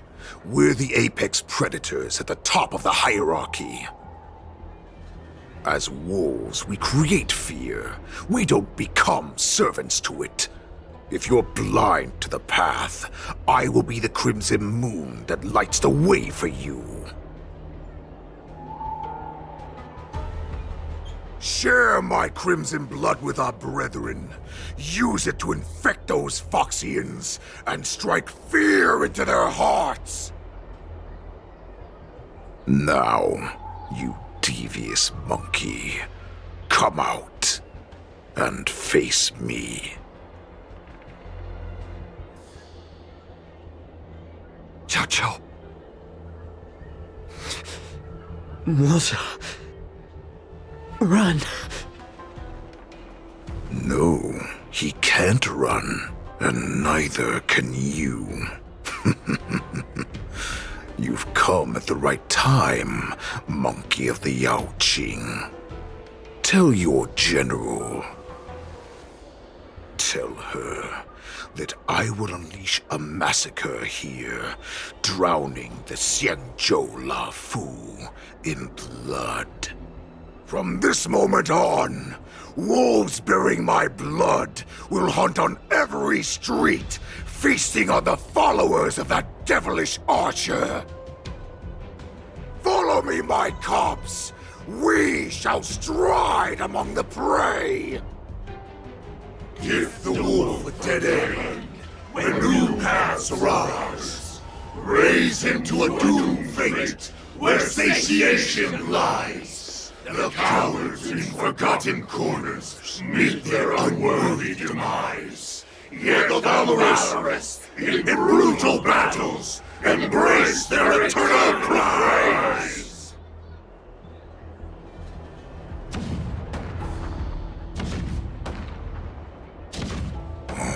Do you hear that? The rumble of the cannons. It brings back all the memories of past battles within me. My return will bring back the Wolf's Creed. In my own way, I shall save our weakened pack and restore it to its former glory!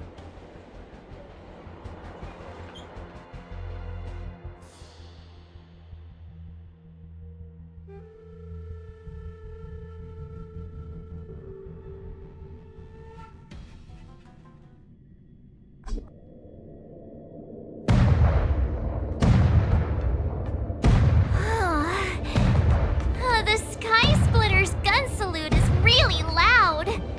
So this is what the war dance is actually like? I feel like my eardrums are going to burst. Well, how could they expect to attract people to come and watch if they didn't make a huge spectacle? March, you haven't forgotten what you came to do, have you? As a representative of the Xianzhou Luofu, I will defeat all challengers. That's the spirit. Sounds like you're all fired up. If you could just keep your legs from shaking so much, it would be more convincing, March. As the saying goes, the disciple takes the toil of their master. Remember, you are here under the identity of a Luofu swordmaster, taking the place of your no-good master Yanqing as the ringmaster. But what am I supposed to do if my opponent for this round is super talented and just wipes the floor with me in seconds? I'm still a beginner in swordplay. I don't know where I got the confidence when I agreed to help General Huaiyan. Come on, there's no need to worry about that. If you are defeated, then your opponent shall have to answer to me. Although, if that happens, the honor and the glory of the Xianzhou Luofu shall all be taken by the Juming. Master Yun Li, please, I'm about to compete. Can you say something that will give me a little confidence? March, think about the great storms that you, nameless of the Express, have weathered along your many journeys. There's no doubt that you have faced far more terrifying enemies than your opponents here today, right? Don't you feel a lot more relaxed looking at it that way?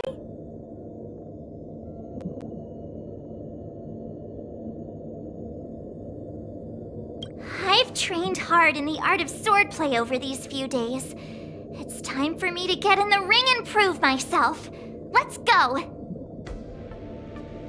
Master Yun Li, I don't think I'm completely ready. March, there is no such thing as completely ready.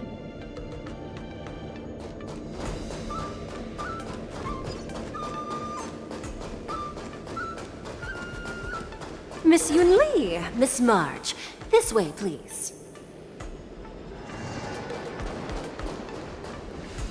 I was informed of your arrival by Madame Yukong and came to greet you personally.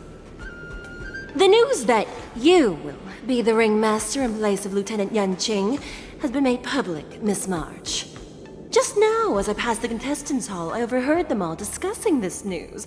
The most common question I heard was, who is March 7th? If they ask you this, how will you introduce yourself? Do you have something prepared?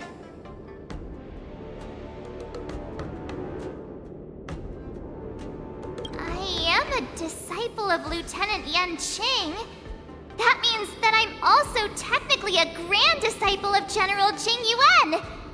When you put it like that, I'm actually a pretty big deal. Ugh, you completely left my name out. How rude. I see you are both quite relaxed. Impressive, given the imminent danger you face. Miss Yun Li's contestant information was registered for the war dance a long time ago.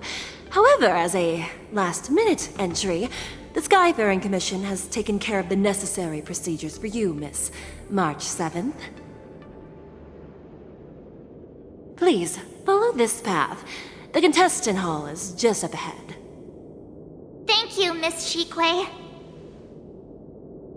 Come, let's take a look around the contestant hall.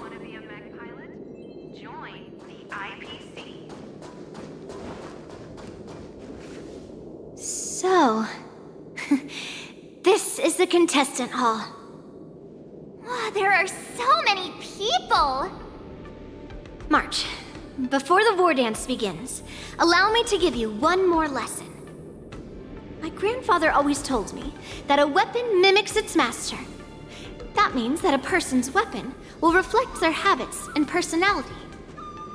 You've seen me wield old metal before, haven't you? Tell me, what did you observe from that?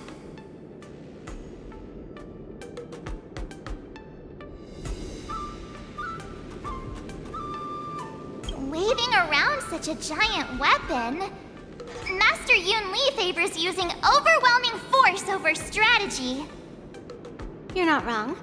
My battle style has always been simple and effective. One cut, and it's over. Observing the weapon that your opponent uses, assessing what kind of battle skills they excel at, and where their weaknesses lie, is the key to victory in battle. A shockingly heavy sword like mine, for example, is obviously not suited for a long, drawn-out battle. So, it would be best to find a way to drag the battle out. Why would you tell me your weakness? That's the only way to ensure that we have a fair fight, don't you think? I don't want to see you go and lose to someone else, after all. Now is a perfect opportunity to learn how to evaluate your opponents. Let's use the people here in the contestants' hall to practice. If you know yourself and know your enemy, you will not lose in 100 battles. Know myself and know the enemy. Let's see, who should I ask first?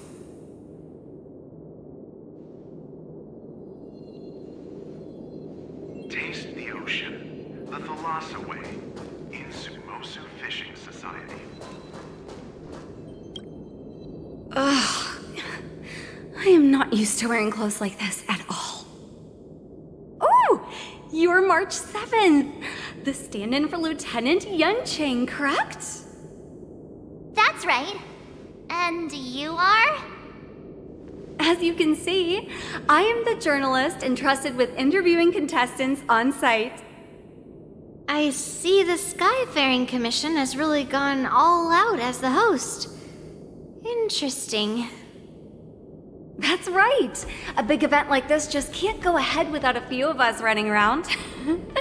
Since the competition is getting started, could I ask you some questions that are on my mind? Oh, great!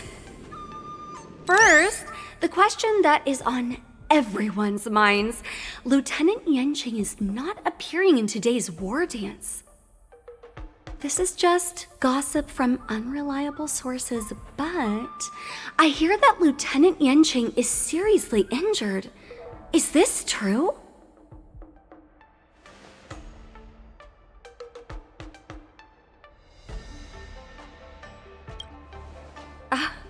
My apologies. This was very unprofessional of me. I see that Lieutenant Xianzhou has his own affairs to tend to. Then, let us look forward to seeing a valiant performance from you, Miss March. Once the war dance begins, you will be challenged by master swordsmen from many different worlds, Miss March 7th. Are there any that you're looking forward to facing in particular?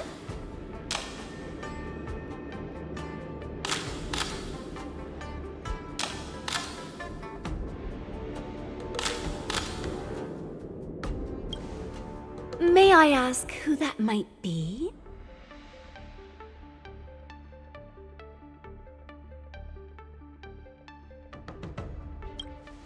The talented swordswoman from the Xianzhou Juming, Miss Yun Li. I look forward to a spectacular battle between you two. Thank you very much for accepting my interview. Much appreciated.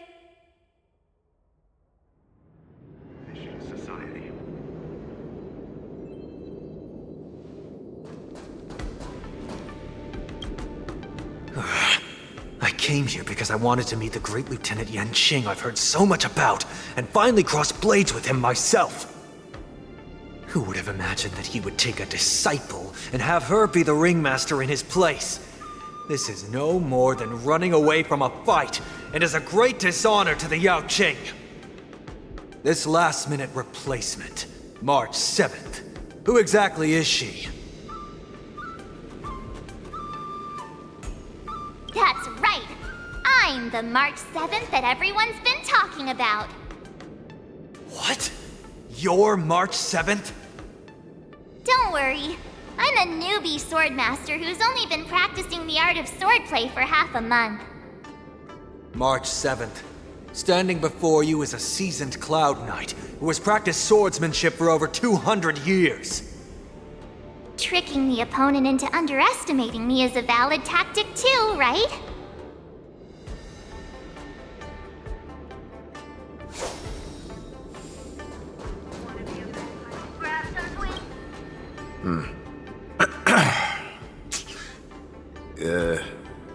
Was there something you wanted to ask me?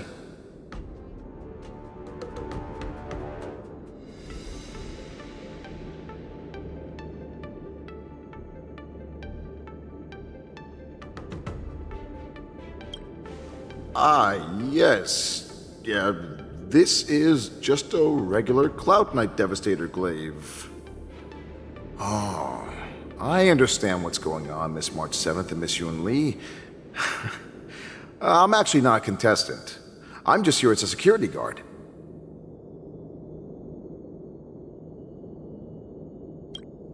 Nothing out of the ordinary. I guess you could say it's all fair winds and calm wolves.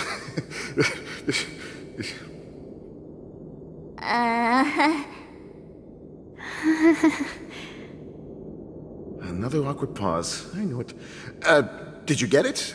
Wolves sounds like waves. It's a funny pun. He's actually explaining his joke. Making things awkward really is my weakness. There are still many guests arriving here. Please be cautious. Understood. The first round of the war dance is about to begin. Are you feeling okay, March? Me? I'm fine. As soon as I saw all these people gathered here, I suddenly felt weirdly relaxed.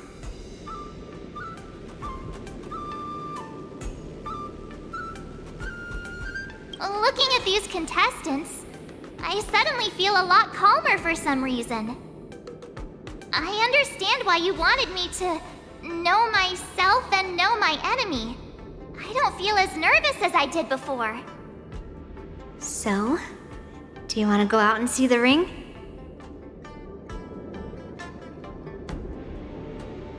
I knew it! Let's go!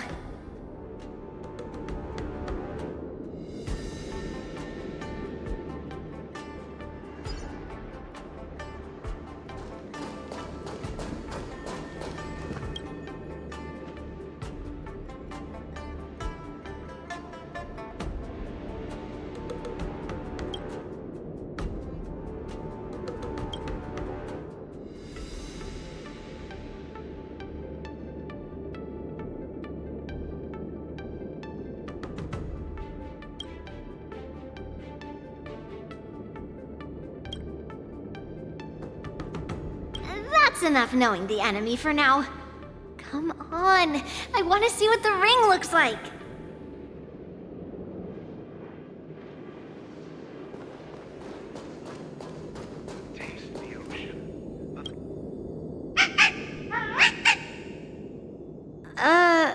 You're even asking dating?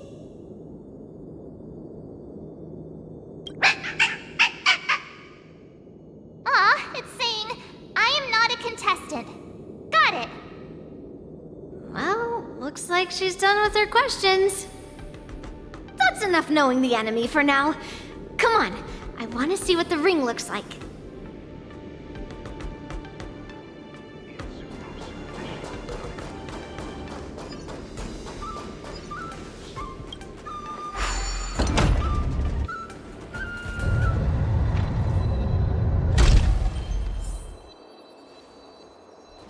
If we walk through here, we'll be able to see the War Dance's official venue.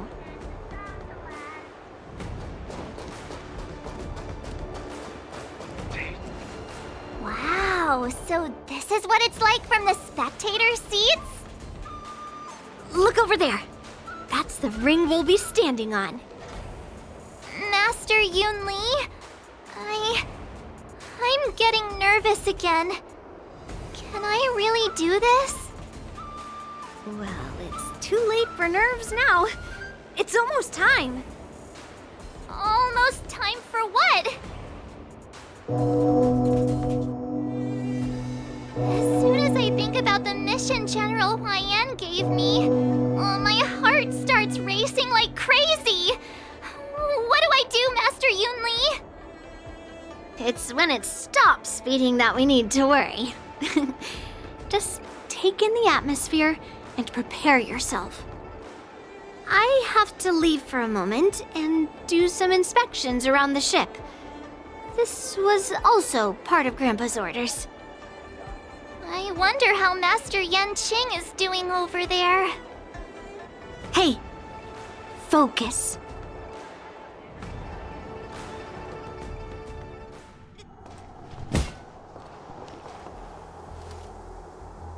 General, report! The teams are in position, and the Skyfaring Commission has taken control of the Starskiff lanes. Activate all side cranes and have them scan everyone coming in and out of the port. Remain vigilant at all times. Any suspicious movements must be suppressed as quickly as possible before the situation gets out of hand. Yes, General. You two, follow me.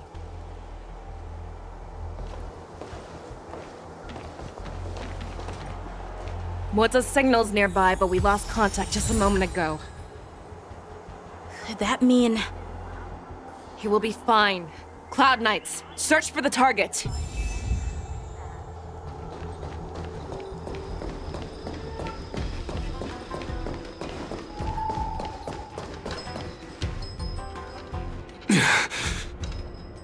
All of you, get out of my way.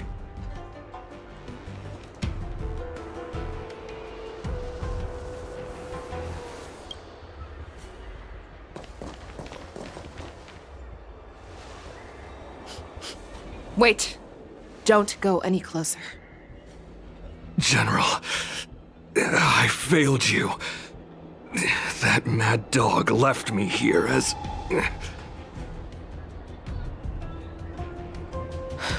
A declaration of war. That's right. I've been holding back the urge to slit his throat all this time.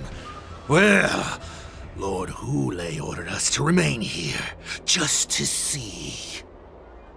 If you, the great Merlin's Claw, mortal enemy of the Borisin, are able to join him in a little hunting game.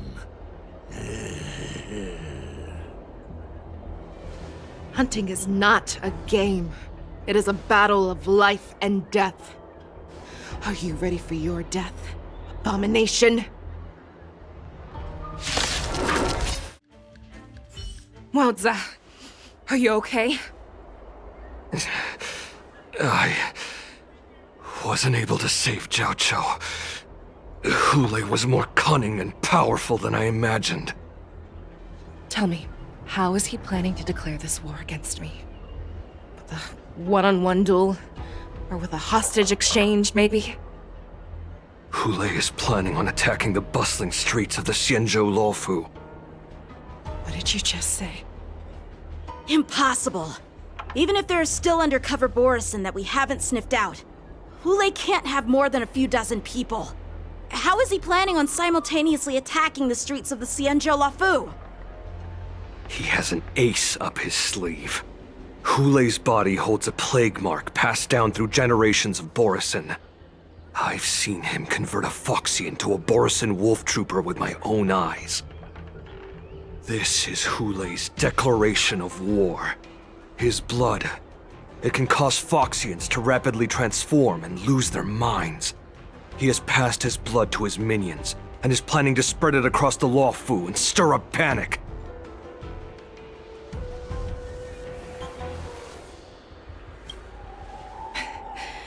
He wants to encircle us in one fell swoop. This beast is truly unpredictable. Contact the Skyfaring Commission and the Cloud Knights right away. Have them enforce a traffic ban and order all Foxians to remain indoors until further notice. The moment you see your enemy's declaration of war, it means that they have already begun to take action. But if Hule succeeds in getting this panic to spread... Do you remember what I told you before? Hunting is about thinking the same way as your prey, not just mindlessly chasing after them. What Hule wants is to see everyone on the Luofu descend into panic. He wants to see us lose our minds and waste our limited manpower scouring every inch of the Luofu for signs of an attack until we exhaust ourselves. It's like that party game that the people of the Yaoqing love to play. They hide an object under one of several bowls, then move the bowls around and have you guess which one the object is underneath. The way I see it, this is all nothing more than misdirection. No matter what Hule does, there is one truth that cannot be changed. He is trapped aboard the Xianzhou Luofu. The only way for him to escape is to find a ship.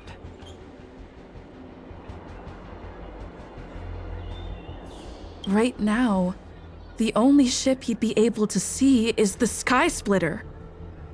In his eyes, that ship is full of countless hostages. That would be the best place for him to go. So, that will also be our final battlefield. But if we're wrong about this, if he goes somewhere else, or if he does as he said he would, and his minions infect the Foxians everywhere with wolf blood, what do we do then? Are we just supposed to abandon those less likely locations? This is another lesson that you must learn outside of swordplay. Weighing your options and making a decision. There are always questions that we will ask ourselves, but never be able to answer. Before making a decision, we must destroy any hesitation that we are holding on to. Once we make a decision, we must fight off any regrets. There is a chance that we will make the wrong decision and allow our allies to be sacrificed in vain. There is a chance that we will predict our enemies' movements correctly, yet underestimate their strength and be overwhelmed in battle. But being lost in hesitation and failing to take any action will always be more harmful than taking the wrong path. We must make a decision, no matter what. Everyone, listen up. I will personally take charge of Starskiff Haven, evacuate the people, and prepare for any possible attacks.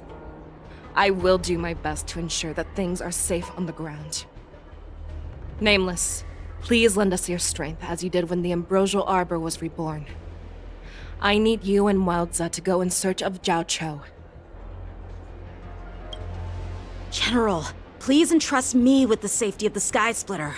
I was originally meant to participate in the tournament, so now it is only right that I return to the Sky Splitter. If Hule does come to attack the Sky Splitter, Lieutenant Yanqing, I need you to hold him there until I am able to arrive. Please rest assured, General. If he dares step foot on the Sky Splitter, I, Yanqing, swear on the blade in my hands that he shall not escape.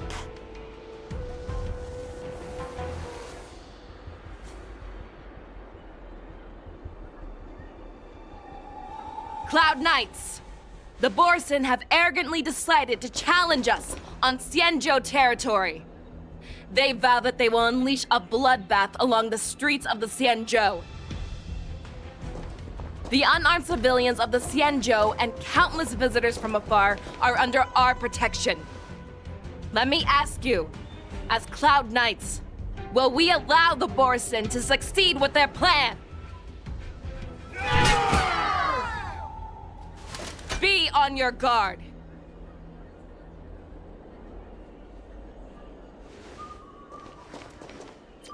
Calling Starskiff Haven. Have all Cloud Knights be on full alert for Borson attacks. Fei Shao, the ports of Starskiff Haven are crawling with wolf-like creatures. They're moving fast. Hold them back! I will be there immediately!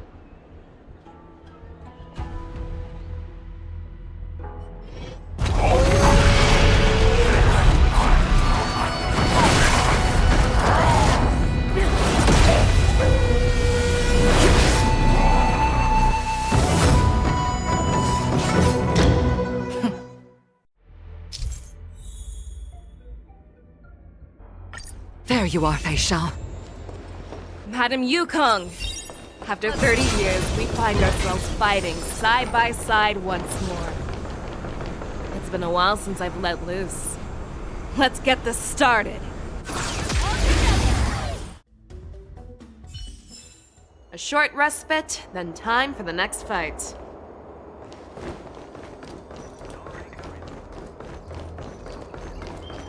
Let's see.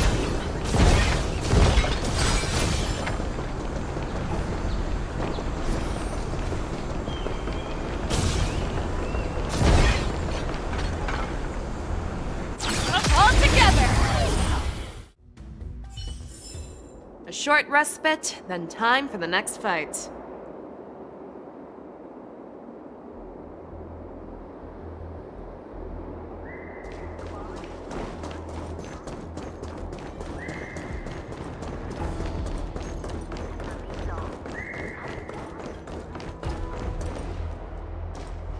We have cleared out the enemies in Starskiff Haven. But it seems that there are fierce battles being waged at both the Exalting Sanctum and Arum Alley. I will prepare a Starskiff. We cannot allow the fighting to continue. This is now a race against time to stop this farce that Hule has created. I know Xianzhou always wants me to know my limits and not get carried away, but now is the time to bring this to a swift end. Contact the Exalting Sanctum. Tell them if they see a light in the sky, all units are to retreat immediately. Madam Yukong, lend me your bow!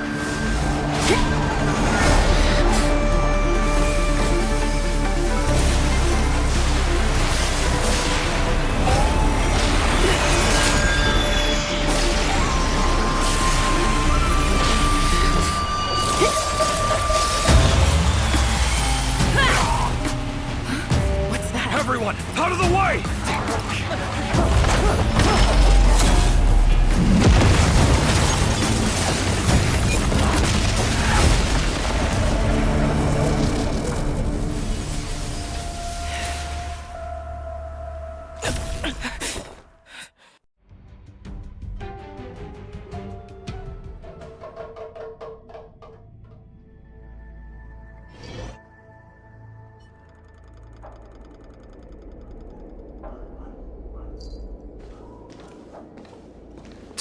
What a mess.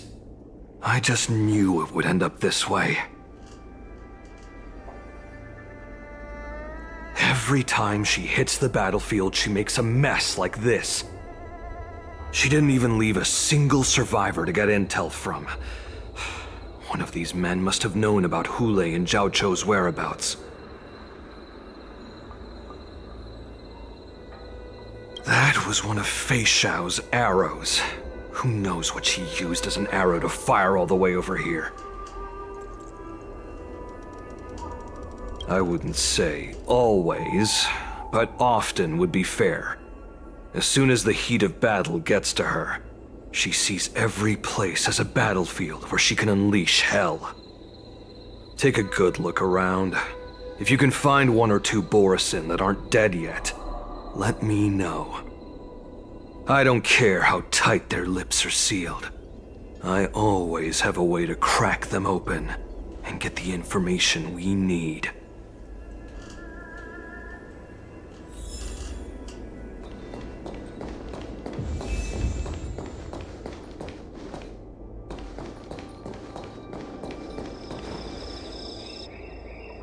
What a terrifying attack. Who could have imagined that such astonishing strength would lie in the hands of a Foxian war slave? So decisive, so brutal. She is more like a descendant of Duran than we who have fallen to our current state. No wonder the Warhead has his eyes on her.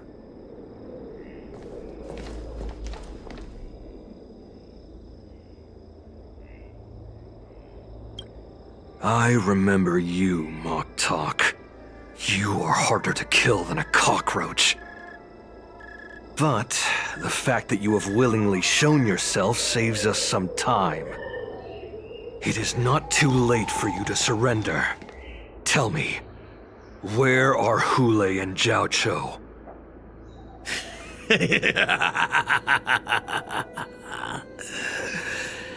Save your energy, Yaoqing monkey. If there is one principle that we beasts know well, it is that we might have to break off an arm to break free from a cage. Today, I will be that arm. I lived as a hunter for many years, yet I have only followed the Warhead for this recent, brief period. However, his existence has brought light back to our once blind eyes. like the moon of Verdantia. He has shown me the way. The descendants of Duran have abandoned the Wolf's Creed. In order to ensure our survival, we took solace in the shadows and fed on one another. We were no longer wolves. We were no more than rats, living a dirty and pathetic life. Thanks to the gift granted to us by Lord Hule, I have shared his vision and his blood. The descendants of Duran should live for the victory of the pack, and they should die for it as well. Come, Yao Qing man. Show me your fangs. We will fight to the death! Puh! How honorable, you mangy dog. But you seem to have misunderstood. There will be no fair one-on-one duel. Let's see how tough you are once we've put you down. No matter how heroic your sacrifice, there is no honor in your battles or deaths, Borisin. It seems that Moktok got what he wished for. Hule, your declaration of war is over. From now on, no matter where you run, General Fei Xiao will catch you and send you to the same fate as Moktok.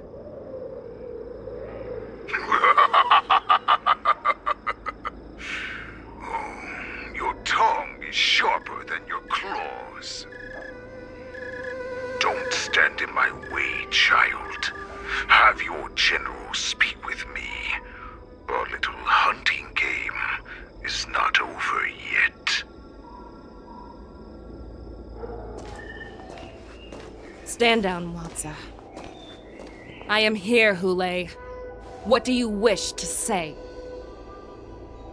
The Merlin's Claw. Though we have never met on the battlefield, I have heard many interesting things about you from both my men and your healer. The people of the Xianzhou must be quite brave to allow a Foxian war slave with Borisin blood to ascend to the position of general. Has no one ever questioned that lineage of yours?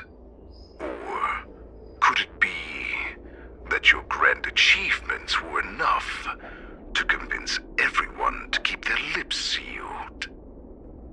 Claiming to have family ties with the enemy sounds to me like an attempt at asking for mercy. Hule, are you begging me for mercy? I see that it is not only the ruthless blood of a wolf that courses through your veins, but also the cunning blood of a fox. When you think about it, this was a gift from the Borisin. Anything that we gift, we are also free to reclaim. The Merlin's Claw. I shall extend a final invitation to you. I will be waiting for you on the Sky Splitter. Before you arrive, I will slaughter all in sight, allowing the crimson moon that has fallen dim for over 700 years to once more come to life. I will illuminate this ship with the sheen of blood and show everyone just how weak and powerless the Xianzhou is. Then, I will pilot this ship through every blockade and barrier you have prepared and begin my journey home. This ship shall be the flagship for the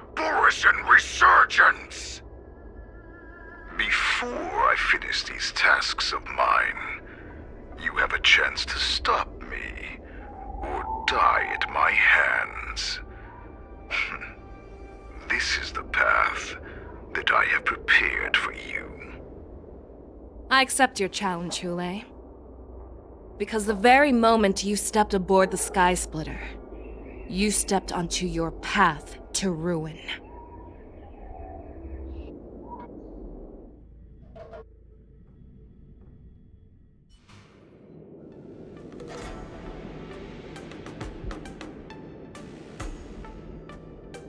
I'm entrusting you not only with the honor of the ring, but also with the security of the Sky Splitter.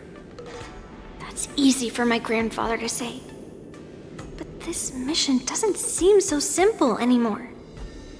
The first round of the tournament is about to begin. I wonder how Yanqing and the others are doing. According to the plan, I should seek out the Cloud Knight soldiers aboard the Sky Splitter and see if they've discovered anything. Maybe I should take a moment to meet with March before the tournament starts. March is in the contestants' lounge right now. I wonder how her preparations are coming along.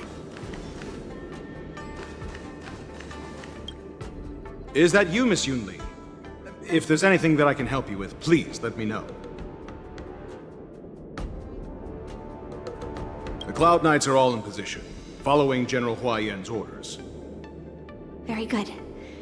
Although, there is one thing I want to confirm with you.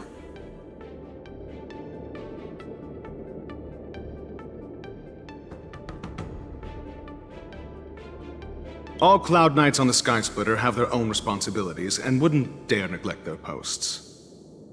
March 7th and I could already tell. It's clear that every Cloud Knight soldier we've met on the Sky Splitter is an elite warrior.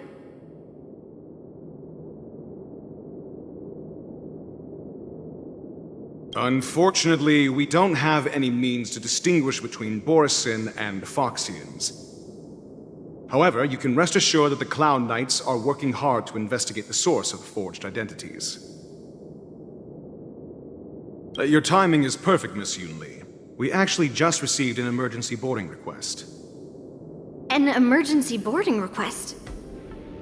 It wasn't on the Sky Splitter Starskiff registry, but all the documentation checked out.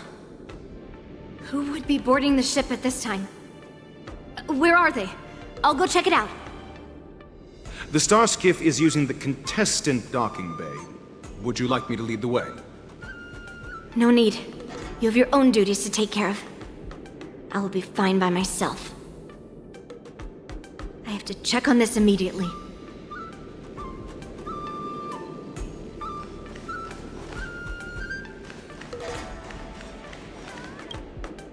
March, it's me, Yunli. Are you okay? Ow!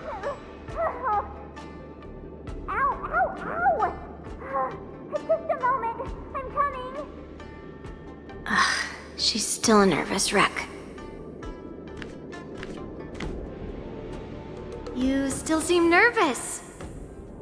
I wasn't this nervous before. It's just being alone in this lounge, I can't stop thinking about everything. I mean, not only are we taking part in the war dance, but we have such an important mission to carry out as well. March, calm down.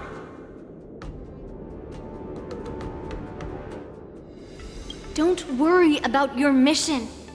You have me here too, right? I know my grandfather said that you must represent the Luofu as the ringmaster. But don't let that intimidate you. Ask yourself, you are a nameless of the Astral Express. You have always been free to come and go as you please. So why did you board the Sky Splitter with me when my grandfather gave us this mission? Why? Because I also want the war dance to go smoothly.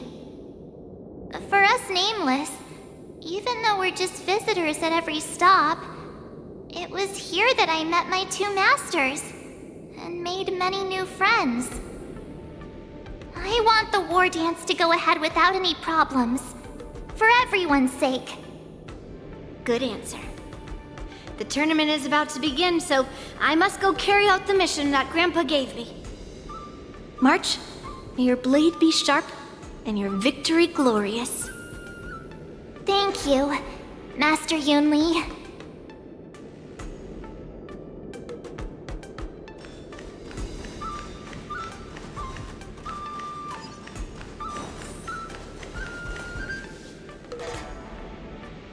Routine inspection! All passengers, please prepare for an inspection. So this is the suspicious star skiff. Where did the passengers go? I'm going to count down from 10. If you do not come out, I will destroy the ship. 10, 9, 8, 7, 6, 5, 4. Time is running out. 3, 2, 1! Wait a second!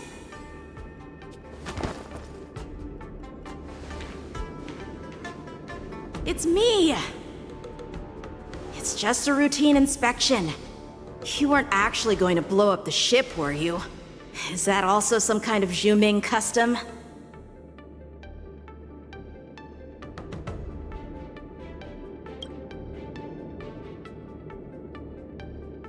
Wait! Even though the Borisin can disguise themselves, they can't turn into someone as short as me. Put your sword away. Didn't little Yanqing claim he was going to give up being the ringmaster and go on the hunt instead? Help shoulder the general's burdens? The Borisin on the ground suddenly launched an attack. General Fei Xiao was concerned that this was all a diversion by Hule, so I requested to come to the Sky Splitter and provide support. Can't believe you ended up back here on the Sky Splitter after running around all over the place. But you're too late to enter the tournament now. Following Grandpa's plan, our disciple March is taking your place as ringmaster. Aren't you proud of her? When I first heard the news, I was definitely proud, but also a little concerned. More manpower is always a good thing, since the Sky Splitter is so large. Oh, and by the way, you should know that... What's happening?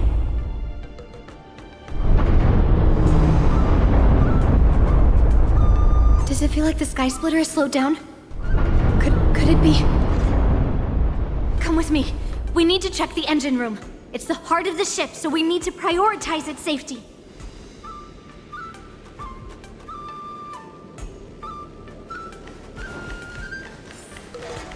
The war dance is about to begin. Contestants, please make your way to the arena. The engine room is just up ahead. Let's go.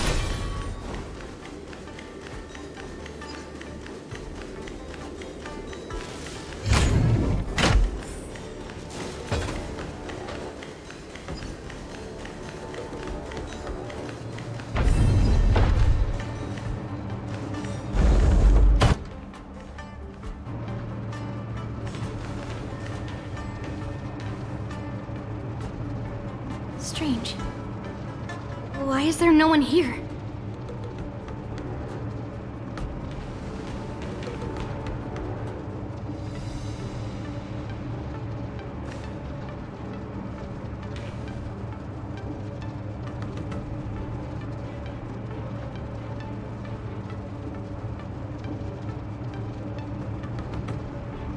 The Cloud Knights. They're over here.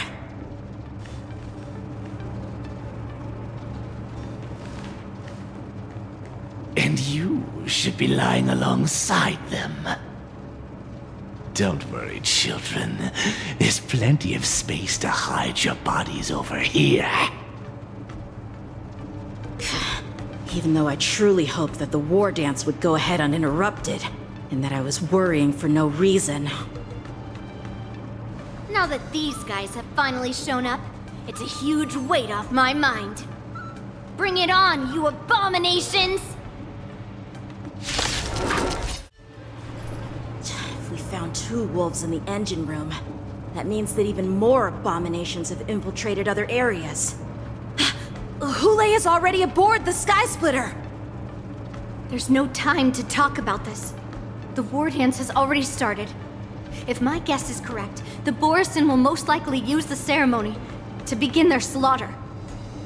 Let's go. We need to get to the war dance ring.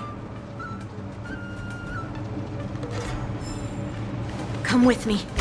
To the ring.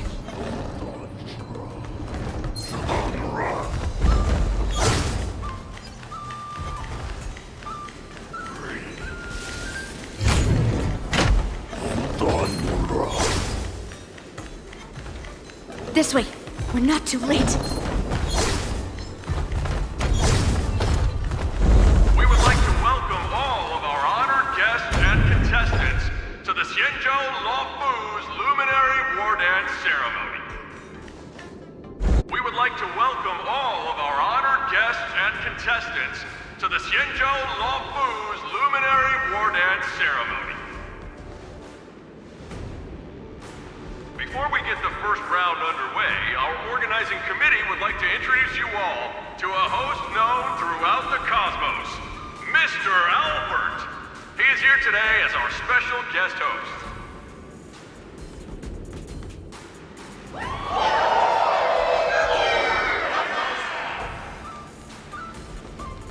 Let us invite our special guest host, Mr. Albert, to the stage to formally open the war dance.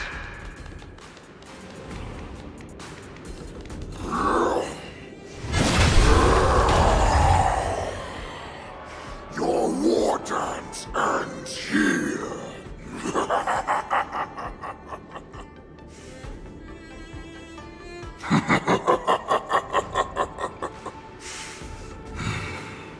From this moment on, the Sky Splitter belongs to me. And for you, dear spectators, I have prepared a true fight to the death. Now, run for your lives! My apologies. The spectators that you were expecting aren't here.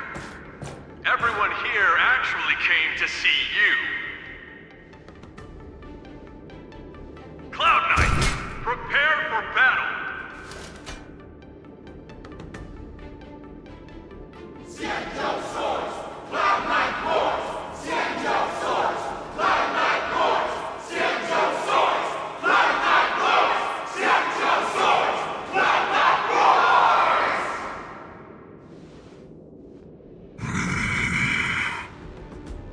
I see you ready for me.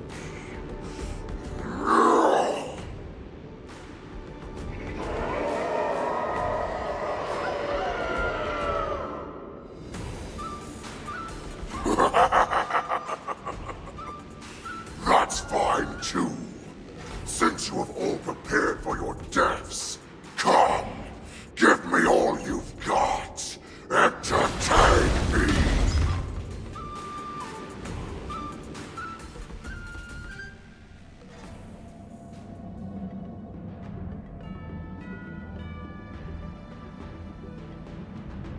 Surround your enemy, but leave one side open. This is your strategy for ensuring that the war dance will be able to be held as usual? Precisely. When Hule escaped, we should have cancelled the war dance immediately. No one can predict where a wild beast like him will attack. Yet festivals and celebrations like this are likely to become targets. However, preparations for the war dance were in the works for so long, I couldn't bear to announce its cancellation. So I thought, if the show must go on, then let it go on. But that doesn't mean that the war dance we hold today has to be the real event. All we need to do is swap all the spectators and contestants aboard the ship with Cloud Knight soldiers, and the Sky Splitter, soaring high above, will become the ultimate battleground for our hunt. But what do we do if Hule is not planning to attack the war dance? Then we just need to draw his attention to the Sky Splitter. We'll have the Skyfaring Commission clear all transport lanes and cut down Starskiff traffic.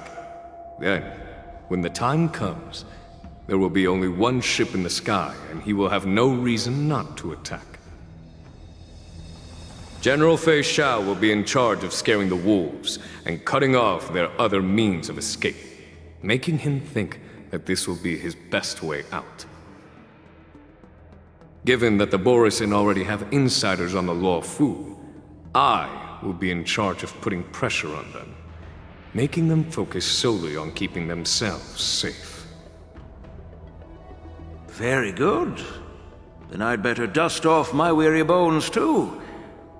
I will go with the Skyfaring Commission to guard the Jade Gate and ensure that things do not spiral out of control. Knowing that Elder Huayan is part of our last line of defense is a great comfort. This hunt will make Hule understand that the arrows of the hunt will always be one step ahead of the abominations.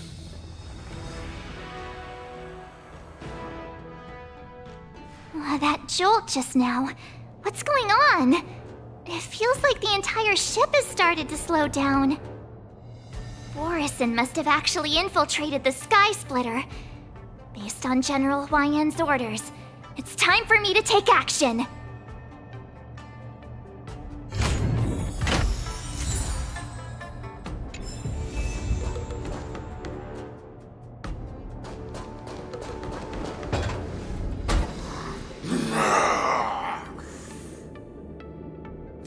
You guys, you're not Cloud Knights acting as Borisin, are you? You're real Borisin, aren't you?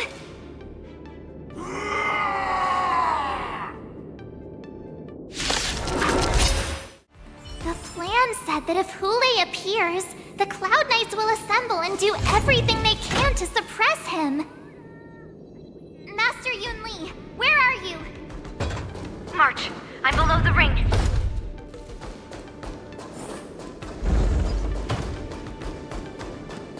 The hall below the ring. I remember it being this way.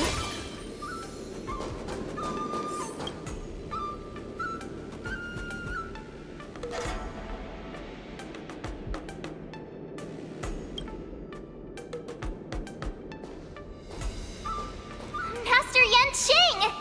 What are you doing here? I was concerned about the safety of the Sky Splitter, and my dear disciple, of course. Yanqing, the wolf you are hunting is standing above us in the war dance ring at this very moment, facing the Cloud Knights.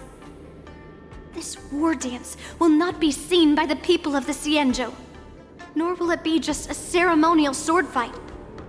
This is a battle to the death that offers no honor, only mortal danger. March, are you ready?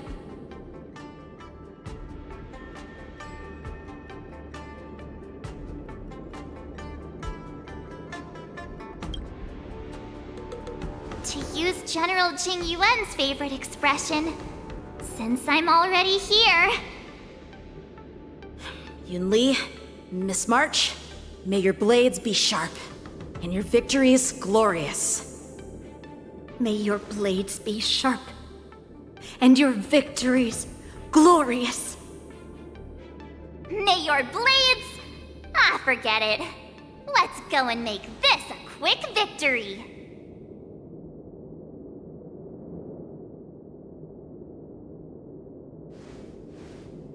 Let's go.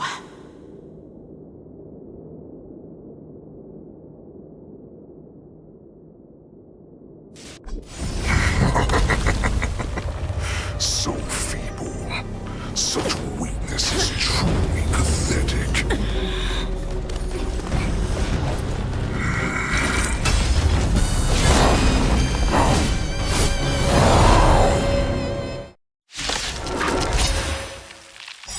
I've been waiting a long time for this, Hule. A slippery shell and sent some young cubs to the slaughter. Remember this! My 11th, Ringmaster of the Luofu. Does the Xianzhou Luofu not have any worthy warriors? I wouldn't let my guard down if I were you. It's about time this old wolf tasted defeat at the hands of a young cub. Nice job! Stay in step. Dreams do come true.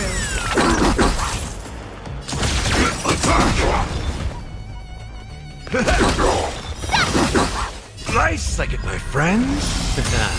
Indulge yourselves! Like until everything burns to ashes! Fight to live! Step up, let's see ya.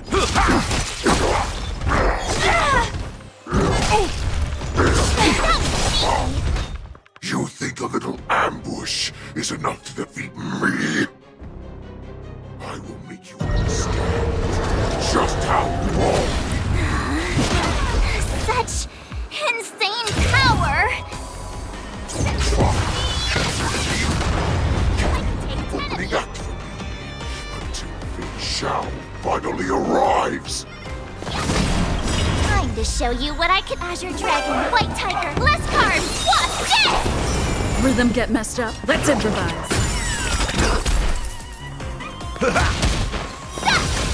The mood is set. Let the show begin. Oh, I get it!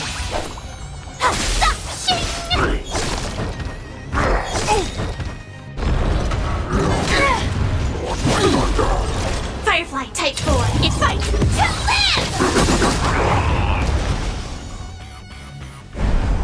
Nice like a good, my friends. Indulge yourselves! Stay in step.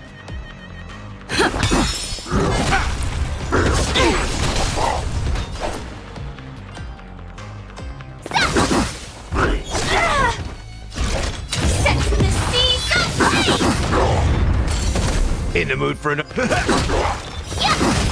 Rhythm get messed up. Dreams do come true. Oh, catch up. The mood is set. Let the show begin. I could take 10 of you! Swing with all your might when it comes. You thought I would run?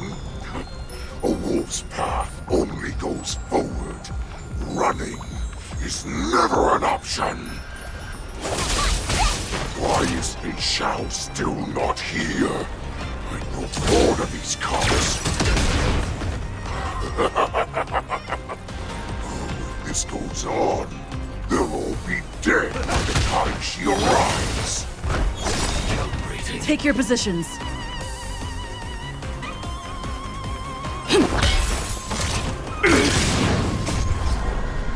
Until everything burns to ashes! This is more than a battle. Fight to live! Not that. But it will take much more than that.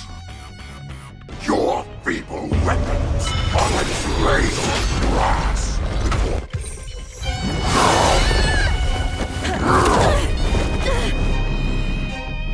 I've had enough. Time to finish this game.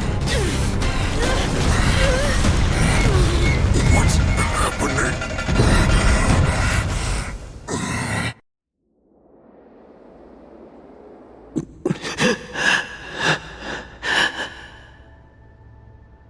Secrets are a weapon that a hunter cannot live without. Those that have no secrets are no more than prey, cut open and waiting for death. What you're saying is, in your eyes, I am no more than prey that has exhausted all of its secrets and is simply awaiting its death. Do you think you have some other escape route? Xianzhou, I have already peeled back your disguises and defenses, layer by layer. I know all the secrets that you and your general have buried so But you have told me all of your secrets too, Warhead.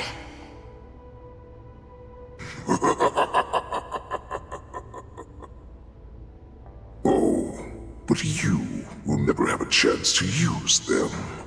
You will be buried with them right here, although you are a fortunate one. After all, you will avoid having to see the tragic future that awaits your general.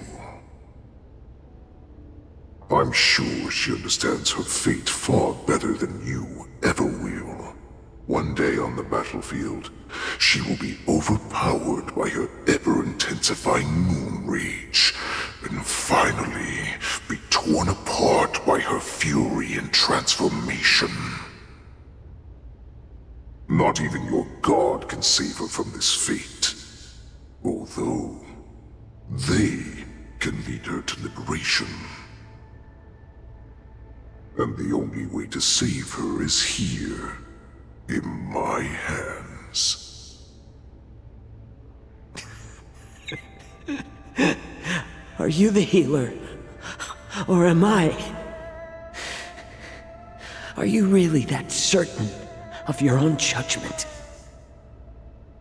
I must leave, Foxian. But before I go, you know what I must do, don't you? Drink blood wine. I hear it is a Borisin custom to kill prisoners and drink their blood before battle to stir up their madness. You really did put hard work into researching us. It is a shame that this is where your journey ends.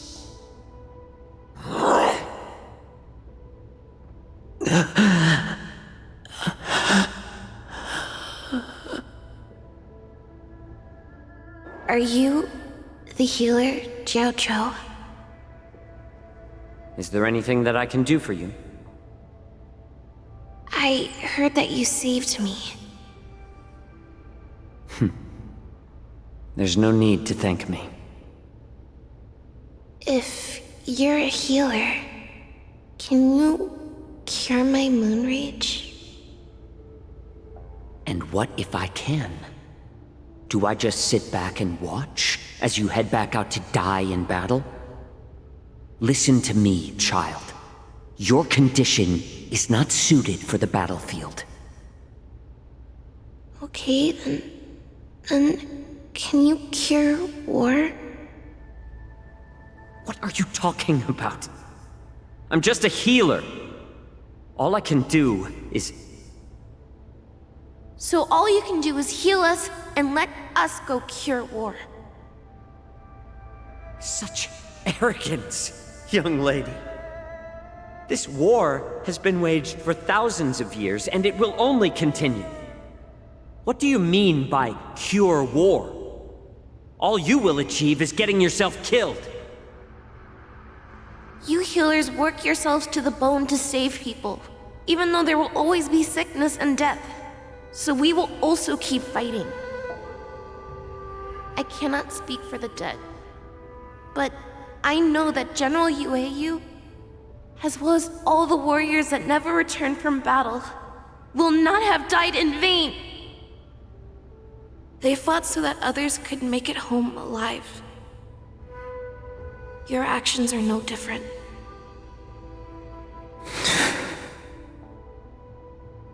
Xianzhou, this is an order. Cure me!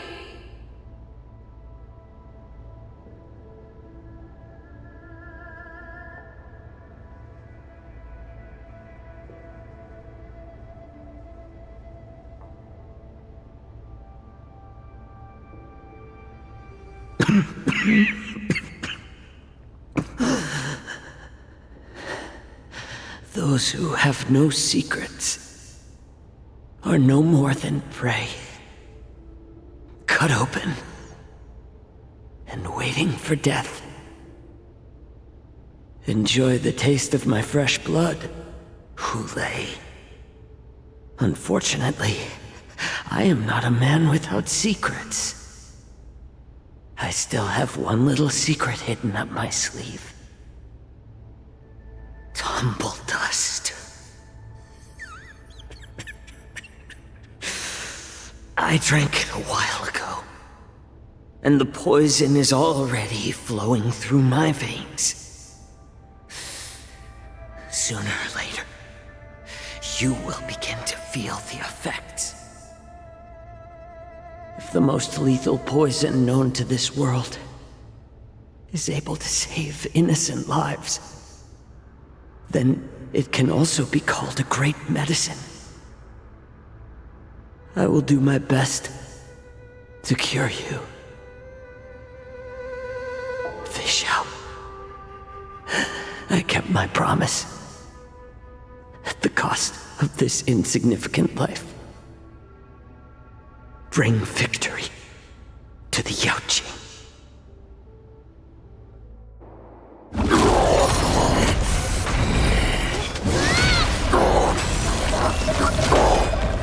So, you want to play dirty? Yeah, it's colder. My sword is even colder!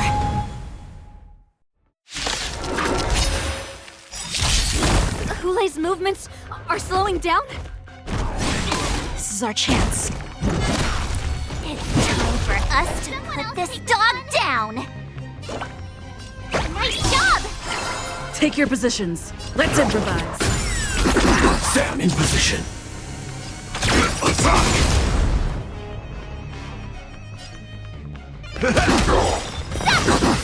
Life psychic, my friends.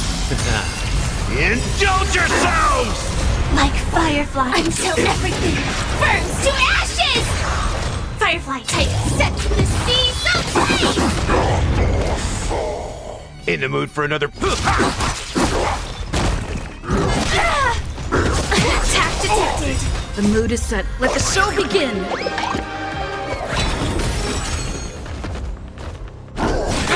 Nothing.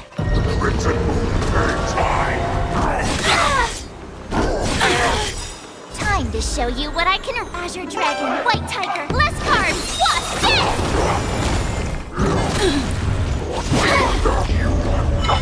Recalibrating! Fight to live!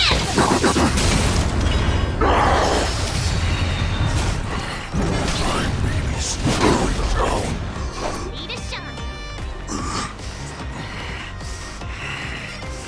That does not mean you can defeat me.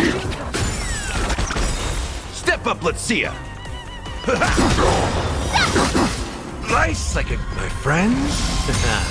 Indulge yourselves! The mood is set. Let the show begin!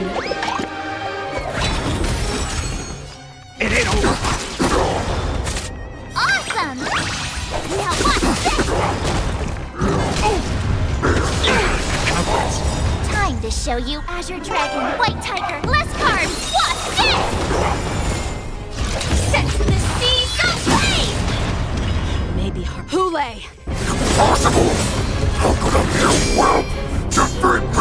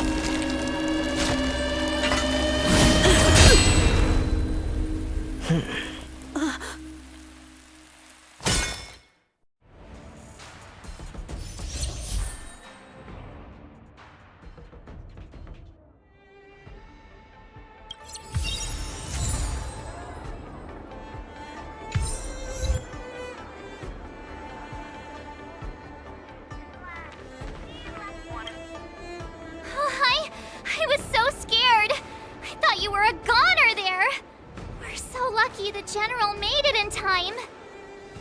Yanqing, that was amazing. That final blow you dealt to Hule. How have I never seen that before?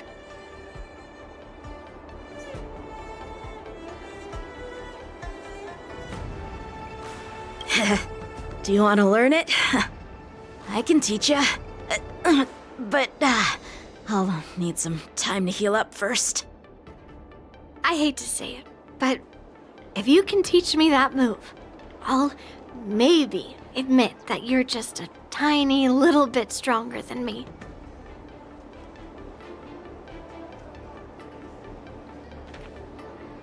The hunt is finally over.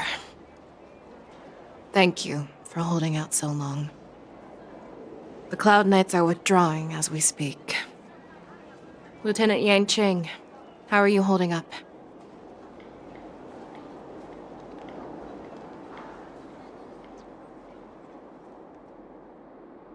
I thought I was done for. I wouldn't want General Jing Yuan to lose the disciple that brings him so much pride. When I sensed that Hule was not on the ground, I raced to get here as quickly as I could. Who would have imagined that I would arrive late to the battlefield for the first time in my life? No, perhaps you young ones' blades were just too fast for me. I originally thought, in the best-case scenario, you would team up and hold this beast back while protecting yourselves. However, you joined forces and defeated Hule.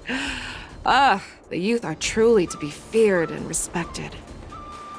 Come, we need to lock up Hule once again before anything unexpected happens.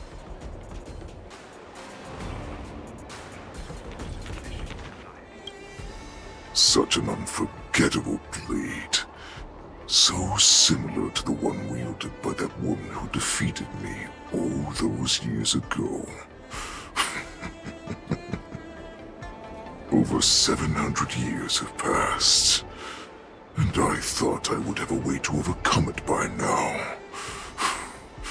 But in the end, my fangs and claws were too slow.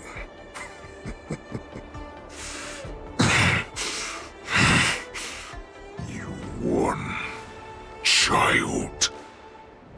Stop struggling, Hule. There's plenty of time for you to be tortured by your regrets when you go back to the shackling prison. Yes, I was defeated, but this was not unexpected. And regardless, you still showed your face, Fei Xiao.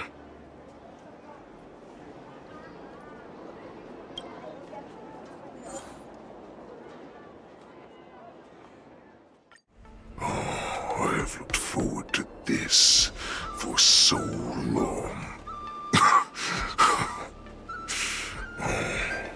Our little hunting game has finally reached its climax. I told you before, I had a path prepared for you. You've doomed yourselves. As I meet my demise, so shall the entire Xianzhou Luofu.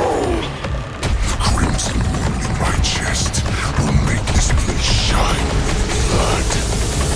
I will drive all Foxians to madness in their fear, craving slaughter without end.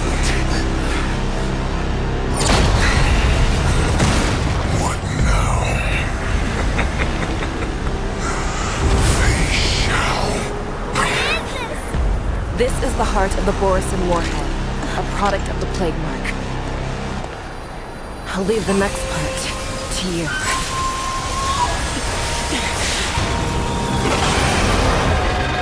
I don't understand. We can't have allowed this thing to spread. I will do all within my power to consume this Crimson Moon. Once the situation changes, Lieutenant Yanqing, you are to enforce the Cloud Knight's military rules. Understood.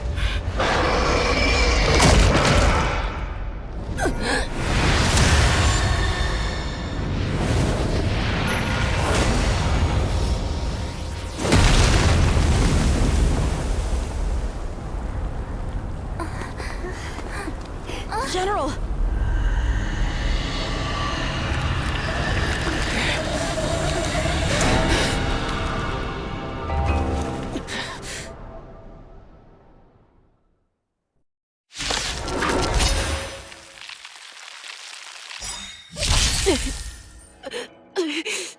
Die, Borson! What? We clearly don't have wolf ears. I will not allow any of you to leave the Sky Splitter! Does she think we're her enemies? Hule just wanted to take down the General, even at the cost of his own life. Snap out of it, General! Feeling spiffy? Huh.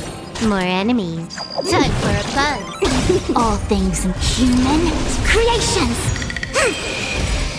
Let's look how you find the answer. Converge and awaken. Bladed flight. I thought we'd get a minute to catch our breath. What do we do? Do we fight or run? After all this, do you still think running is an option? Futile resistance! I will devour you! Bladed flight! Feeling spiffy? Huh. More enemies. This combat this is double speed. Practice is over. Swords descend!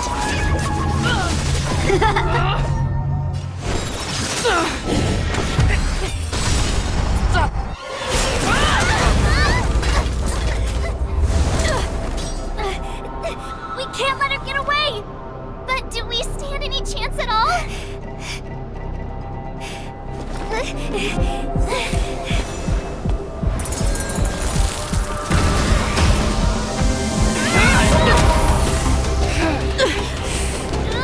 She said, I'll leave the next part to you. She put her faith in us! Trying. I promise. I will cure you. Feisha. No one can live forever, Xianzhou. This time, I must break my promise.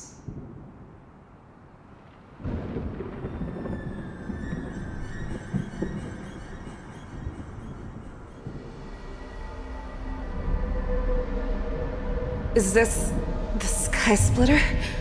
Or somewhere else? Lieutenant Yanqing, you are to enforce the Cloud Knight's military rules. Understood. We can't let her get away! Snap out of it, General! You always leave the hardest battles for yourself. Even now, you would never run away. Isn't it strange that as your enemy, I understand you even better than your own allies? Hule? This rage, I remember the taste. I know that it was their victory that it thirsted for. The hunt itself. Isn't that right, Feisha?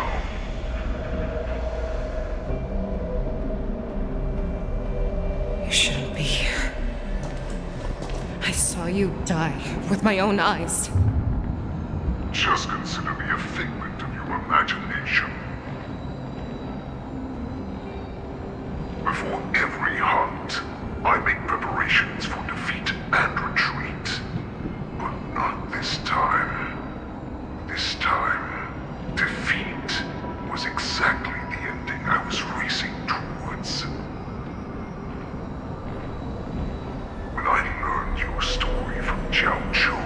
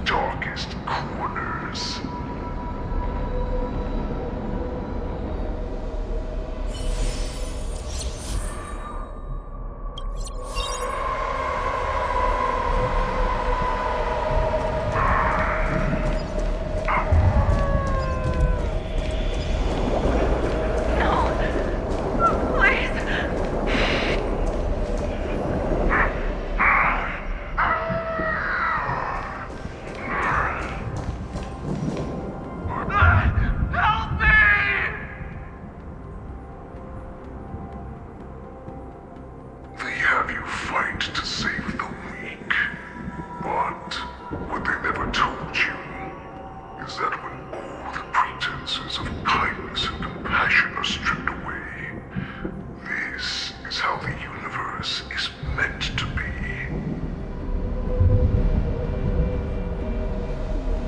When the Xianzhou was weak, they played a victim so they can win your sympathy. When they are strong, they make you their avenger and have you fight in the name of justice. I found it.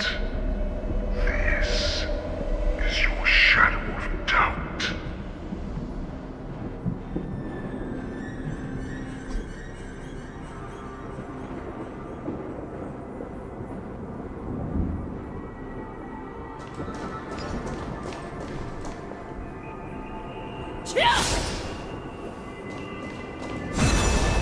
Your so-called survival of the fittest is nothing but an excuse.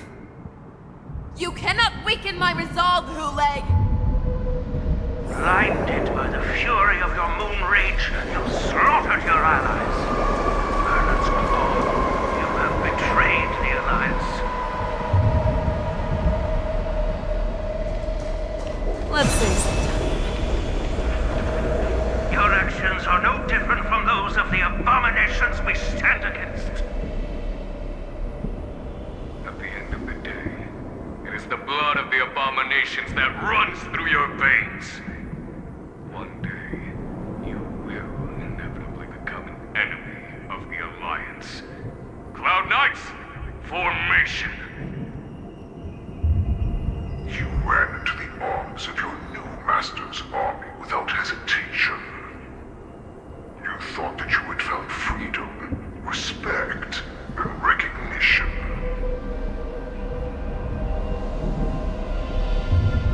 But you... they know all too well that a wolf will always be a wolf. Now your greatest fear is about to come true. You have become an enemy of the Xianzhou.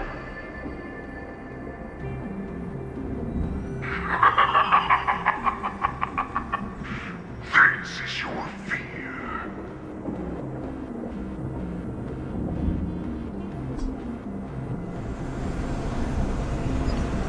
You aim to instill terror within me. Yet all of this is nothing but a phantom!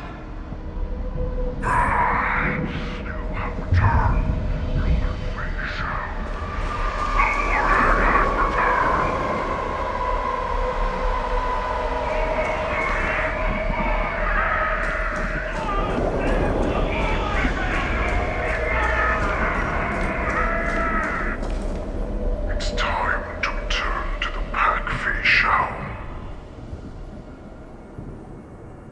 No matter how deep the hatred you bear for the Borson, no matter how much we may consider each other enemies, I will still show you this path that you never imagined was available to you. Because you made a choice. You devoured the Crimson Moon. You are worthy to become the Borson's warhead. Did you say? The descendants of Durok came to rescue me, open them in all their hearts. That once I regained my freedom, I will be able to turn the tides of battle and change the fate of our people, allowing the Borson to return to their former glory. But this was just a dream used by someone with ulterior motives to manipulate the Borson. They would rather place their hopes of survival on an imaginary savior than gain the courage and strength to fight to the death. Borson like that deserve no more than to be sent to their deaths. I, a prisoner who was your captain,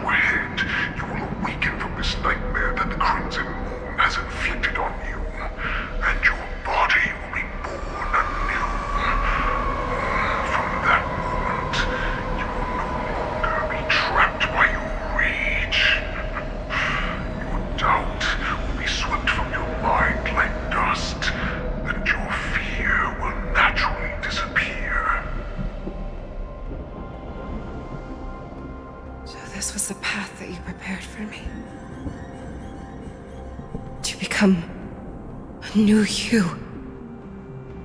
That's right. We are so similar after all. We are both monsters that were born for war, and will die for war.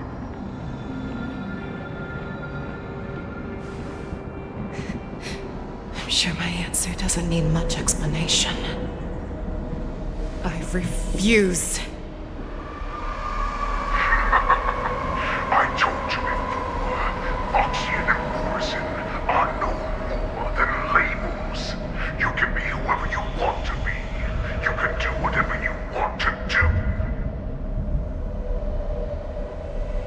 Accept these truths, and the Morrison will bow to you. Destroy them, reduce them to dust, or teach them to become servants of the Xianzhou. You are free to do as you please. Carve your name into the Xianzhou's history books, or into the list of arch enemies. You have the final say. You do not understand, Hule. You have no idea what it is that I truly desire. When I was just a child, I stained my hands with blood for the first time, in order to escape the whips and shackles of the Wolf Masters.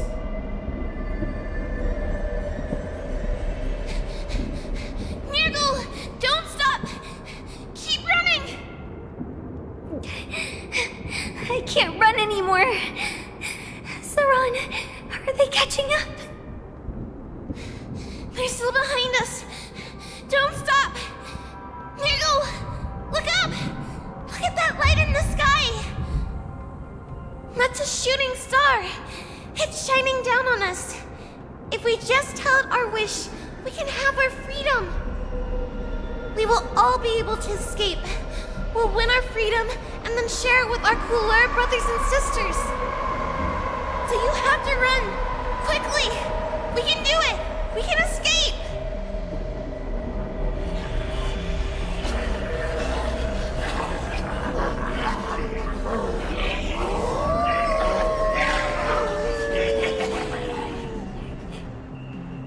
Nirgal! Run with me! We ran and ran with all the strength we had. But we ended up losing each other. I escaped the hunting pack and encountered a woman that could fly. A Cloud Knight. I imagine you kept your promise. Unfortunately, when I led her back in order to free my cooler companions, there was nothing left there but a bottomless pit.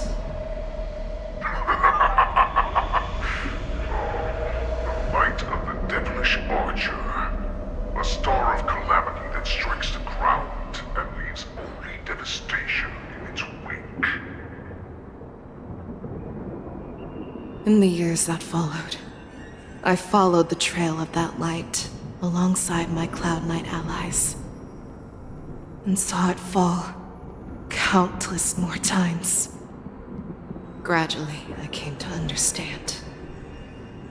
That light was not some shooting star that carried wishes and aspirations. Each Lux arrow meant that countless lives in a helpless world were about to be obliterated. I prayed to the god of the skybow that I would never have to witness one of these shooting stars fall again. But they ignored my prayers. That's right. They never answer us. They just let us loose in this world to massacre each other. That is why the fierce battle between us has raged to this day. If the gods who never bleed nor cry, who watch silently from above, refuse to listen to the prayers of mortals, then we have no choice.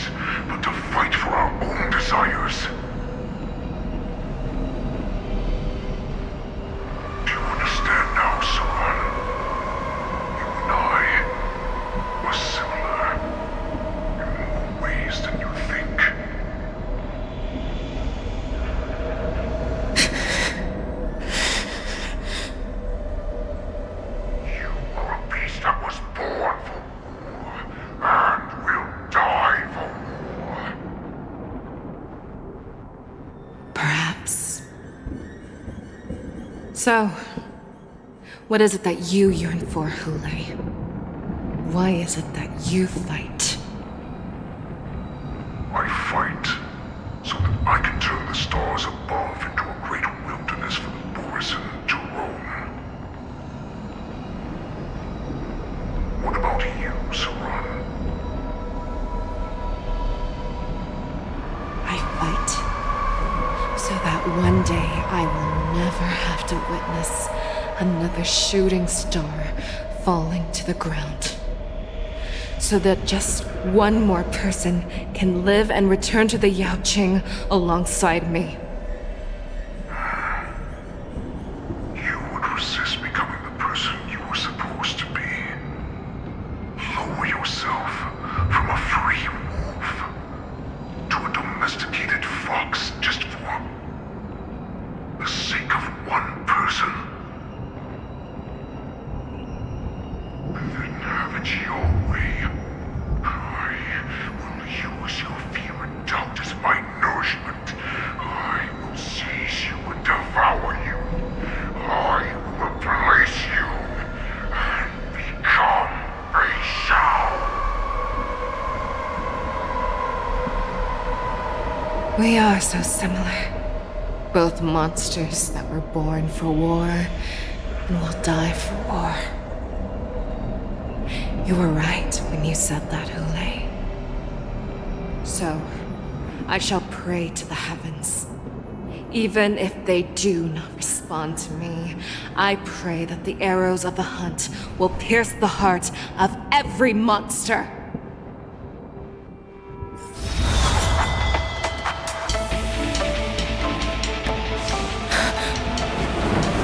Do you see me, shooting star?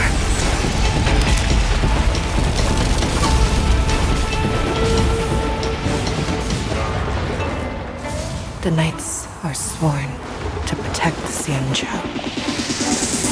I will uphold this vow until my very last day.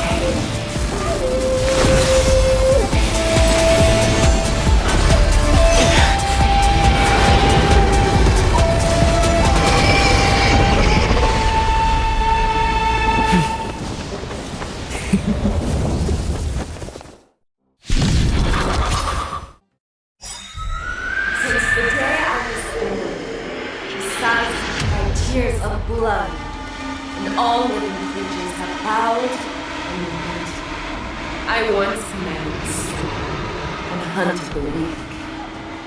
Now, I will use your inner beast as my weapon, and your name as my prey. Fei Xiao!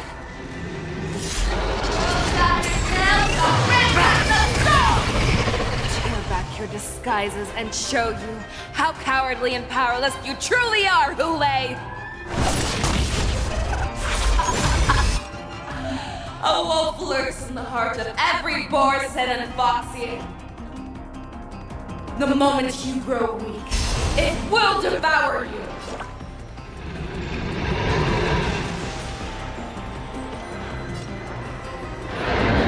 Here you go, Master! Step up, let's see ya!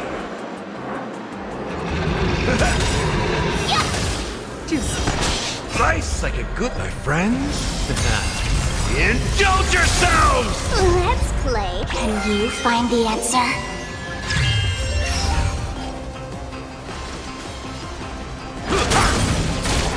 Make your move, Hule.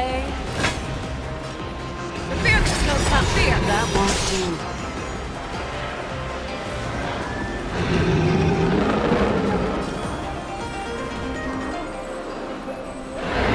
Feeling spiffy? I swear to be the Emperor. Forever triumphant! Victory is inevitable! I can take 10 of you!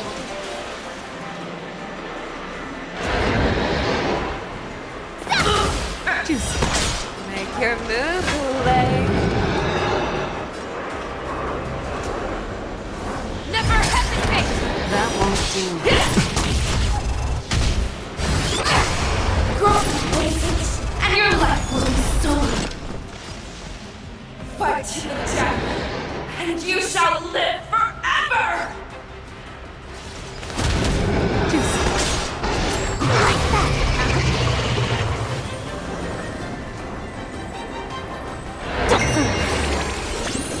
wants to devour me, it will first have to beg for my mercy!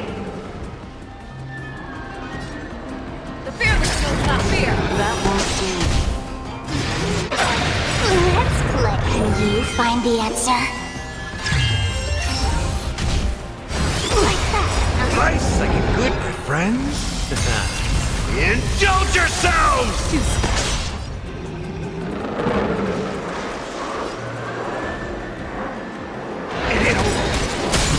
I swear to be the arrowhead. Forever triumphant! Victory is inevitable! Pray! Pierces your skin! Begun!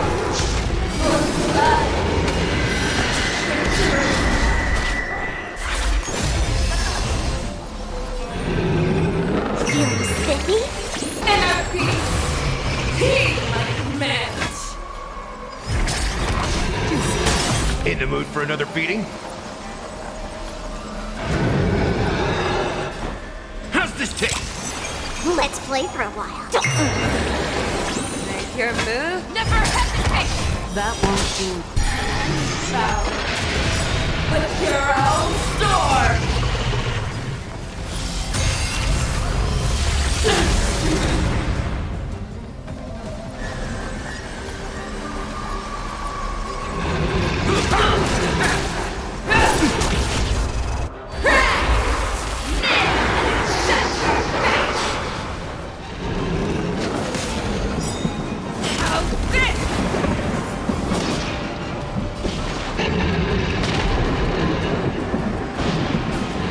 Time to mix things up. Thank you. Stay safe. Can you find the answer?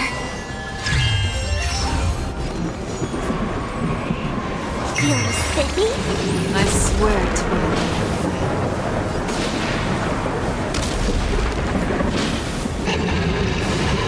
Forever triumphant! Victory is inevitable! Make your move, fearless will not fear! That won't do.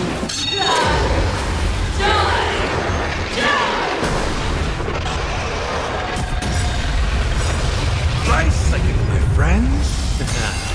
Indulge yourselves! How's this taste? Thank you. Stay safe. Never hesitate to devour the habits that envelop the earth. That won't do. I swear to be the arrowhead. Forever triumphant! Victory is inevitable!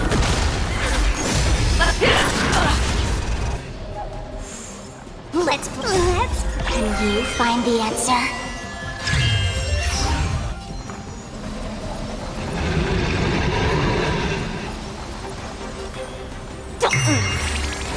Make your move, Lay. The fearless will not fear. Step up, let's see it.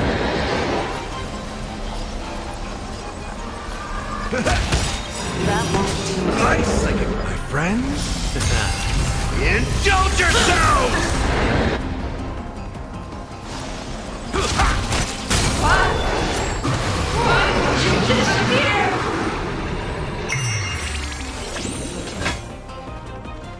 Never hesitate to stop. That won't do.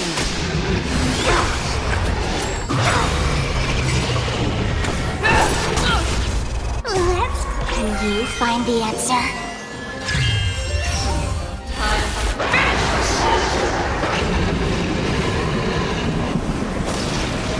Fearless will not fear. I'll go I swear to be Forever triumphant!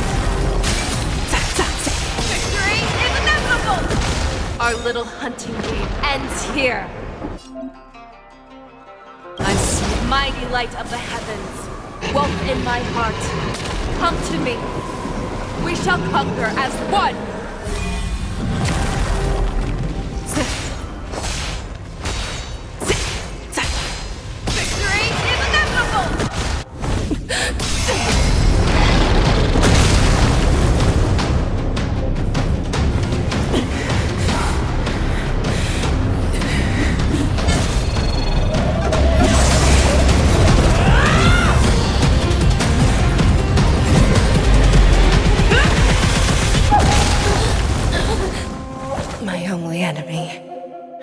always been myself.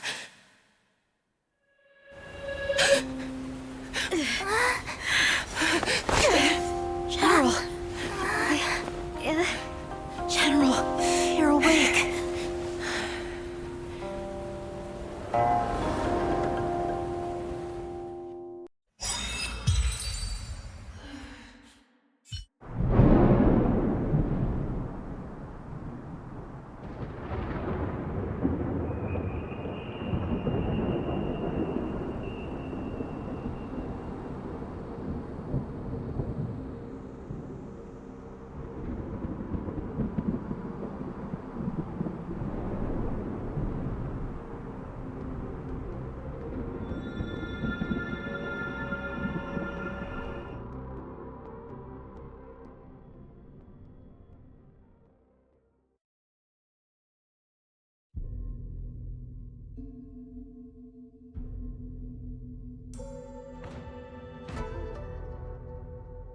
Like to hear their explanations.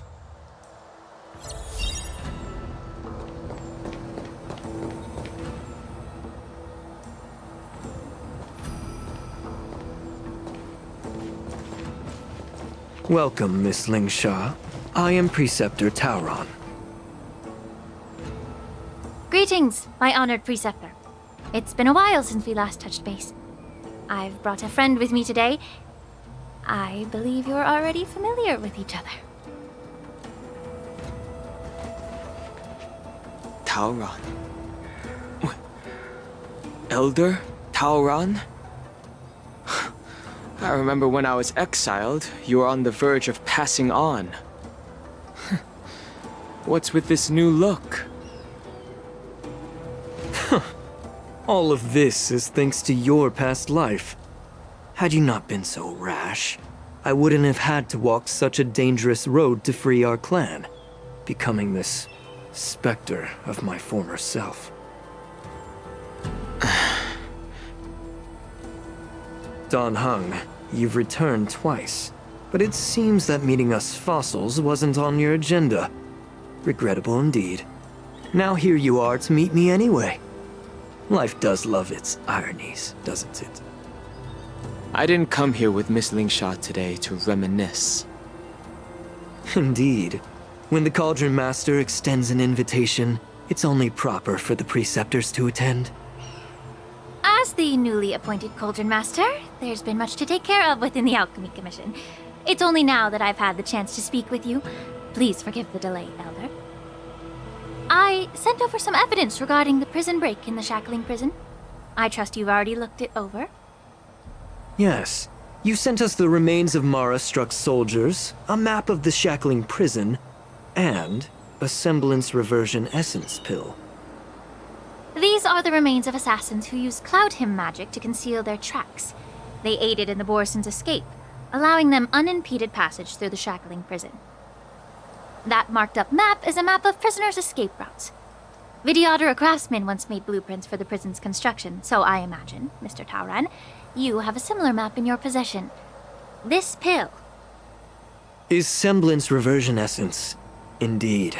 I helped plot the prison break in the Shackling Prison. So, the disciples of Sanctus Medicus joining forces with the Lord Ravager to stir up trouble in the Alchemy Commission, the introduction of the Stellaron, and the Ambrosial Arbor's resurrection all have something to do with the Vidyadhara. That's right. Are you surprised? After all, both of you were sent here by the Seat of Divine Foresight as messengers to hear my confession, weren't you? Ever since the sedition of Imbibidor Lunae, the population of the Vidyadhara has dwindled. With the High Elder exiled, a few of us preceptors had to do what we could to turn the tide. My methods might have been drastic, perhaps even incomprehensible. But it was all for one cause. The survival of the Vidyadhara. Yet, the Xianzhou natives zealously forbid any plague marks and did nothing while the Vidyadhara suffered. Dan Heng, Lingsha, as Vidyadhara, you should understand the desperation behind my actions. All I've tried to do is to ensure our survival. I'm well aware of the challenges the Vidyadhara face. Fighting for survival isn't a sin. But Elder, your actions have gone beyond mere survival. You've become a beast driven solely by the propagation, devoid of even a hint of empathy.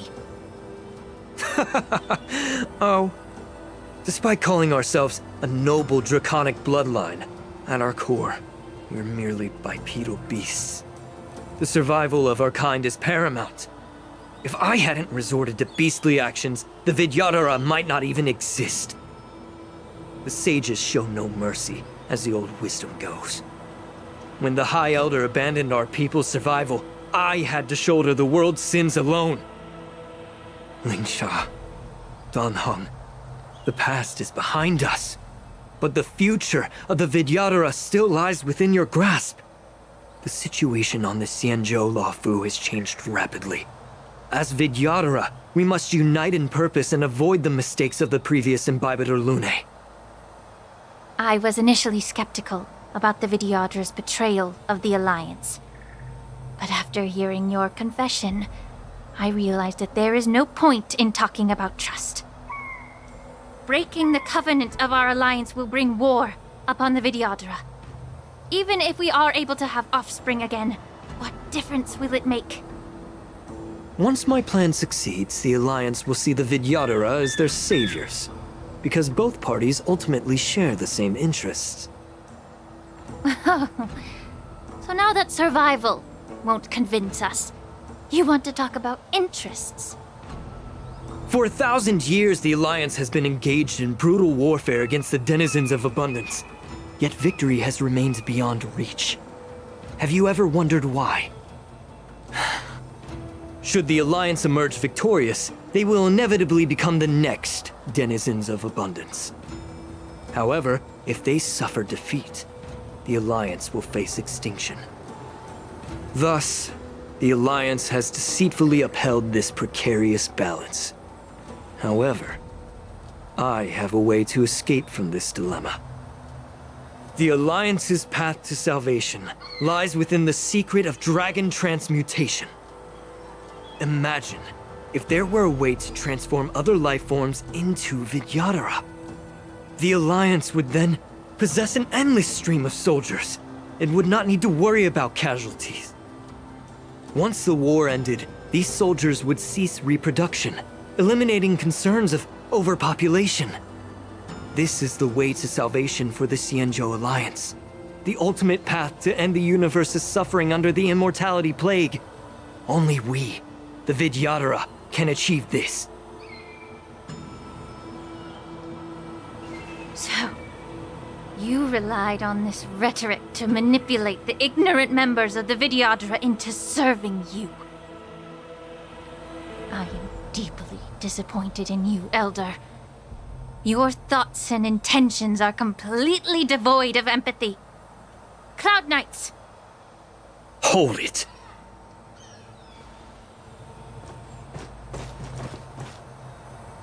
Miss Bailu! Mr. Danheng and Sister Lingsha! Everyone's here? You think I don't know why you're really here? Jing Yuan sent you here to test me, didn't he? According to the oath between the Alliance and the Vidyadhara, it's forbidden to spill Vidyadhara blood on their own territory. Are you all ready to violate this oath in the presence of the Luofu's High Elder? Dragon Lady, there's no need to panic. Elder, the Vidyadhara's sacred grounds and the High Elder are not to be used as pawns in exchange for your life. You talk a big game. As if you have the nation and the people's best interests at heart. But when it really matters, you use a small girl as your shield. It's ridiculously pitiful. I've said it before. Survival is never a sin. We are all Vidyadhara, so you should understand my intentions. And as a Vidyadhara, I will leave for you a dignified solution. Leave the Scale Gorge waterscape immediately, and appeal to the top echelons of the Alliance. Let the 6 charioteers hold a trial, and sentence me to exuviation and rebirth. I see right through your plans, Mr. Tauron. Vidyadhara Rebirth erases past crimes, but I'm well aware of the Preceptor's dirty tricks during Rebirth. You might not be you, but you will still be you. I won't forgive myself for past sins under the pretext of knowing nothing, nor will I allow you to evade accountability. Dan Heng, I've always disliked your inability to see the bigger picture. Rebirth hasn't changed you one bit. Miss Bailu, as High Elder of the Luofu Vidyadhara, please share your thoughts at this moment. I don't want to stay here. I'm tired of being pushed around. I'm not some puppet to be controlled. Please, take me away with you. I understand. As the oath dictates, members of the Alliance are forbidden from harming Vidyadhara here. But I've long since severed ties with the Alliance. Right now, I'm simply a nameless, free to come and go as I please. The oath of the Xianzhou means nothing to the spear in my hand.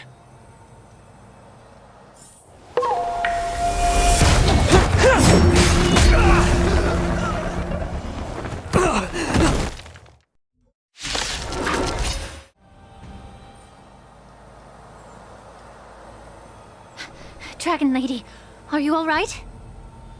I'm fine. Thank you for rescuing me.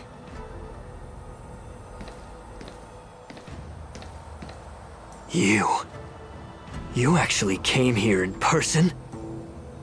Otherwise, I wouldn't be able to hear your lofty opinions.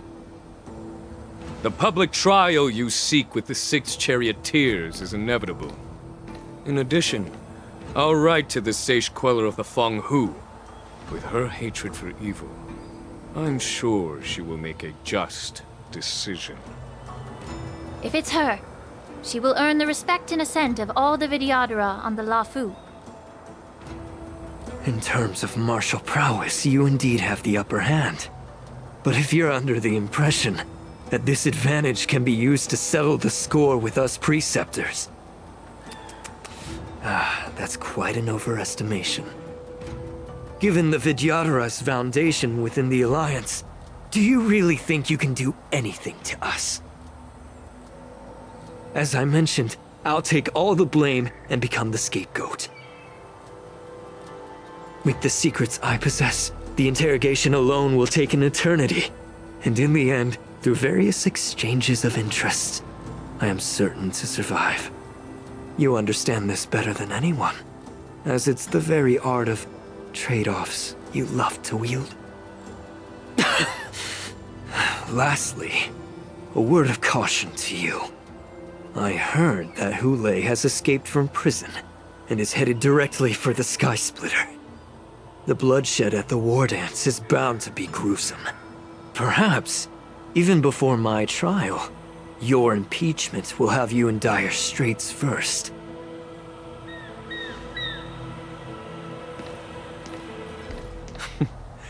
Regrettably, Mr. Tauron, the Sky Splitter only hosted Cloud Knights today. No audience. And just moments ago, Hule was executed by the Cloud Knights.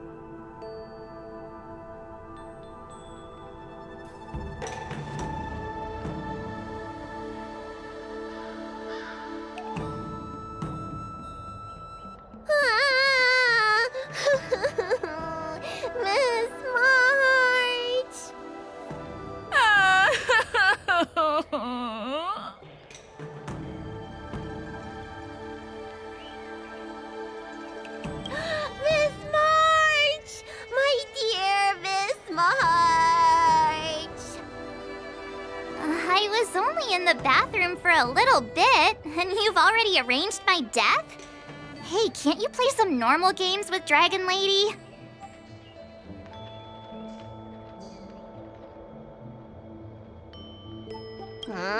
You really can't keep your mouth shut, can you? All right, enough playing. It's time to visit my masters. The infirmary is right over there. You can go by yourselves. Oh, come back and visit me when you have time. Next time, let's not play overly realistic make-believe with this doofus, okay? Well, there's not much I could do. General Fei Xiao didn't really give me any chance to shine during this wolf hunt operation. If I had been in the ring, I could have knocked down 10 Hulays with just one strike. You sound exactly like Master Yanqing. But for now, both he and Yun Li have been forced to go to the Alchemy Commission for some well-needed rest. I'm the least accomplished in swordplay, but I came out unscathed. I really ought to thank my masters for taking all the blows on my behalf.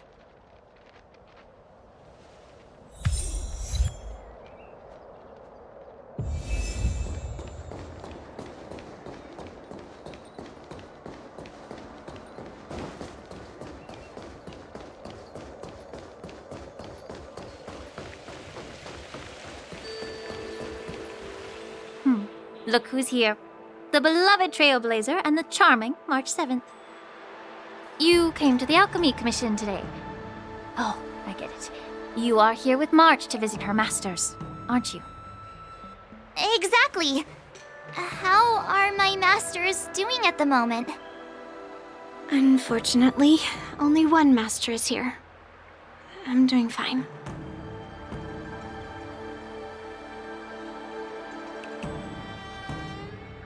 I'm just following the doctor's advice. Miss Bailu said I could take a stroll, so here I am. Your Master Yanqing wasn't as lucky. He's probably still in bed. Considering the intense battle with Hulei, and then with General Fei Xiao, the rigorous sparring session with her, his small body couldn't take it anymore. Master Yun Li, didn't you also engage in combat? The little babies from the Luofu just don't have the resilience that us kids from the Zhuming have. I heard from Moza about the tough battle against the wolf troopers. You fought alongside Moza. Did you get hurt? I heard a few versions of the story from the Cloud Knights who were there. The number of wolf troopers went from a few dozen to thousands. And the number keeps rising. It's becoming more absurd by the minute. Yun Li, go and lie down. Got it, Lingsha. What about that smiley fox healer and the guy with the hood? Thank goodness you and the others found Xiaoqiu. He lost a lot of blood and needs to rest properly. He and Maoza are seriously wounded. I've had to forcibly confine them to the Alchemy Commission. All three from the Yaoqing are critically injured. But fortunately, the Xianzhou Luofu has a miraculous healer lady.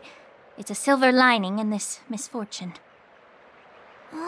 It looks like the entire delegation from the Xianzhou Yaoqing is gathered at the Alchemy Commission. Why don't we go see General Fei Xiao and bring her some fruit? I would normally say no, because they need to rest. But alas, what can you do when the two of them have a leader who is just as restless? General Fei Xiao just slipped out of the recovery room. She thinks she's so sneaky, but I know everything that happens in the Alchemy Commission. If you're looking to meet her, the luminescent depths might be your best bet. I spotted her heading that way earlier.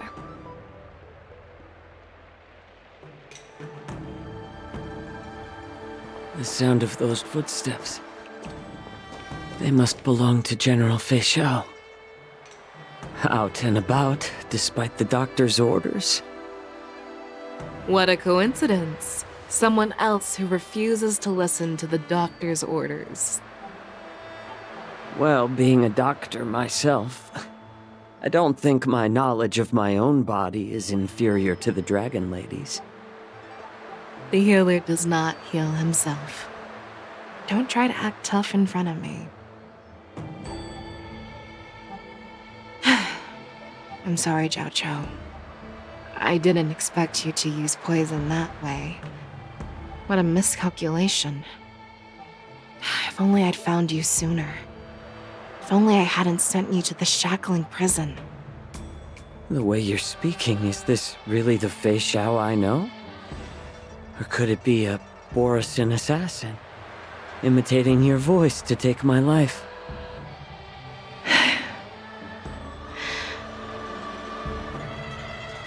Xianzhou, your eyes. You can't see anymore, can you? I can still clearly hear the sound of the waves. That's enough for me. Don't blame yourself. You know what I'm more concerned about? Has your body had any changes since you swallowed the Crimson Moon? I'm not sure. There don't appear to be any changes. However, the many doubts that once plagued me have dissipated. I never thought I'd live to hear you discuss your health again. But thanks to Moza and that child, the price I've paid seems trivial compared to what we've achieved. I hold no grievances, Fei Xiao. I am content.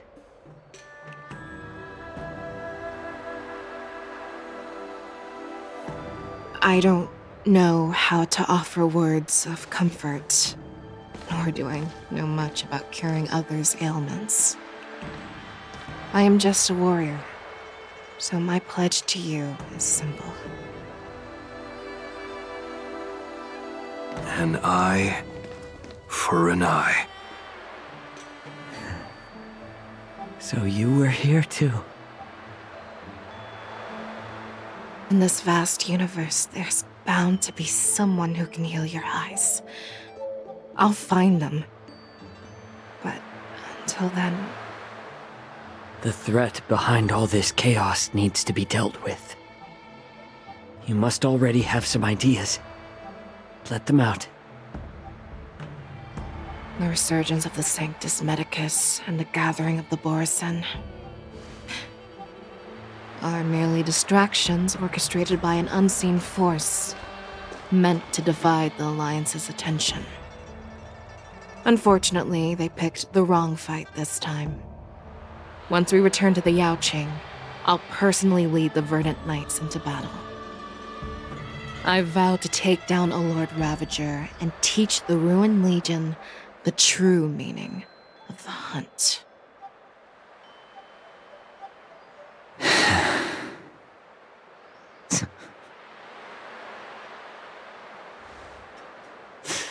I knew it. You've always been so impatient.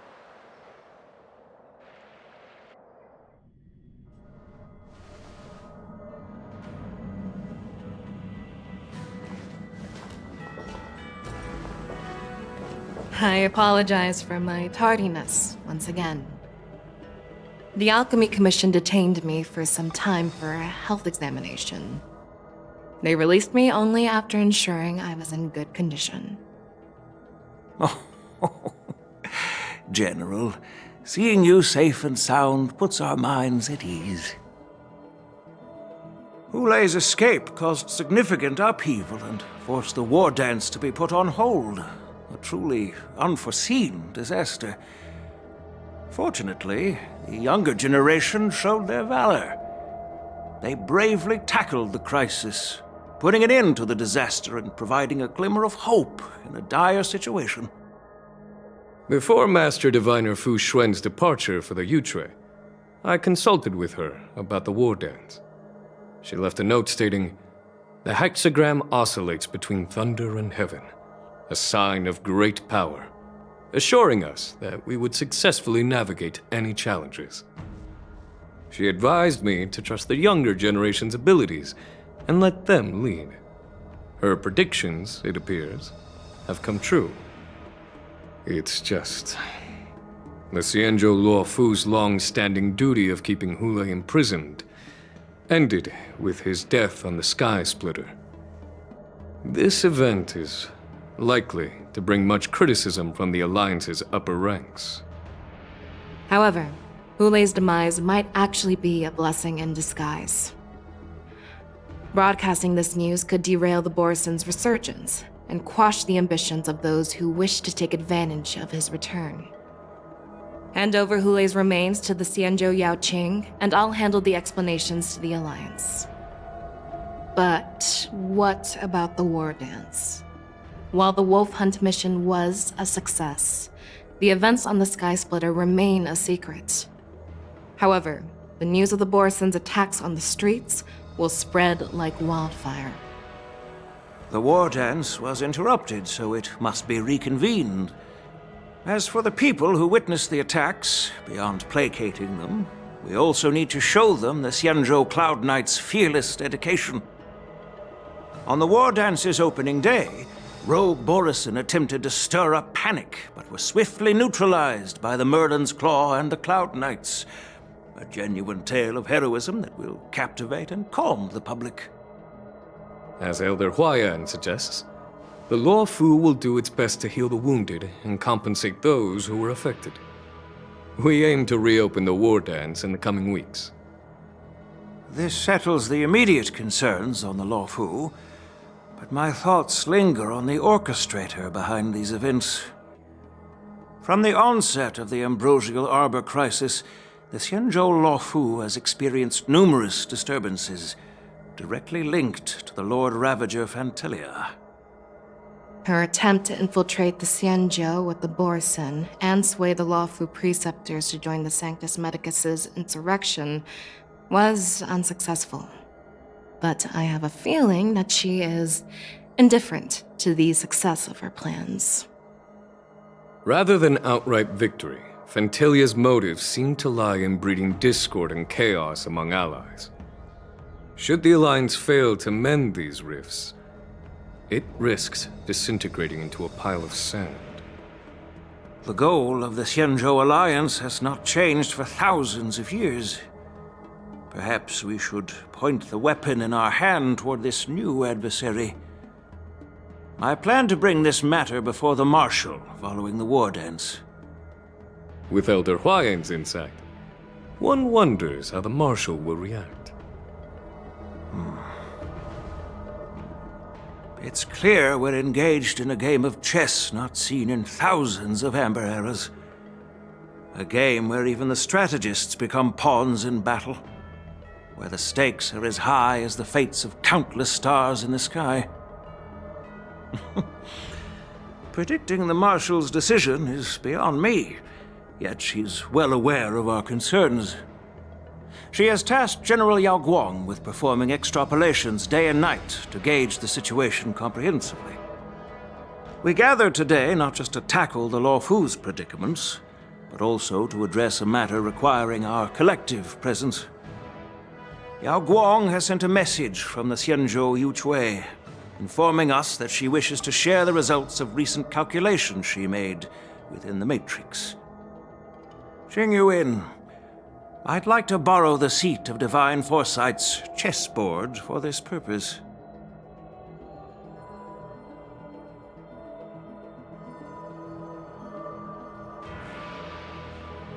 Hello, everyone. It's been a long time. Over 3 decades have passed since we last convened. And I've dearly missed each of you generals during this time. Was the Seer strategist thinking of us, or thinking of the fates we're destined for? The Merlin's Claw. As blunt as always. Though, not everyone's cup of tea, huh? You once told Jing Yuan, "You're lucky that I'm the one who came this time. If it were the Seer strategist, this conversation might not be so friendly." I'm intrigued. Did the conversation really come to pass? I've never heard anyone mention that the Decalite reflection barrier could eavesdrop on even the quietest whispers. It appears that the Marshal sent not just 2 generals to the Luofu, but an uninvited third guest as well.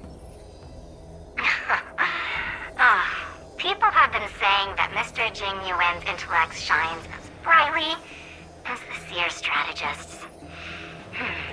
With the Luofu caught in such strife, the Yuchue couldn't just stand by and watch.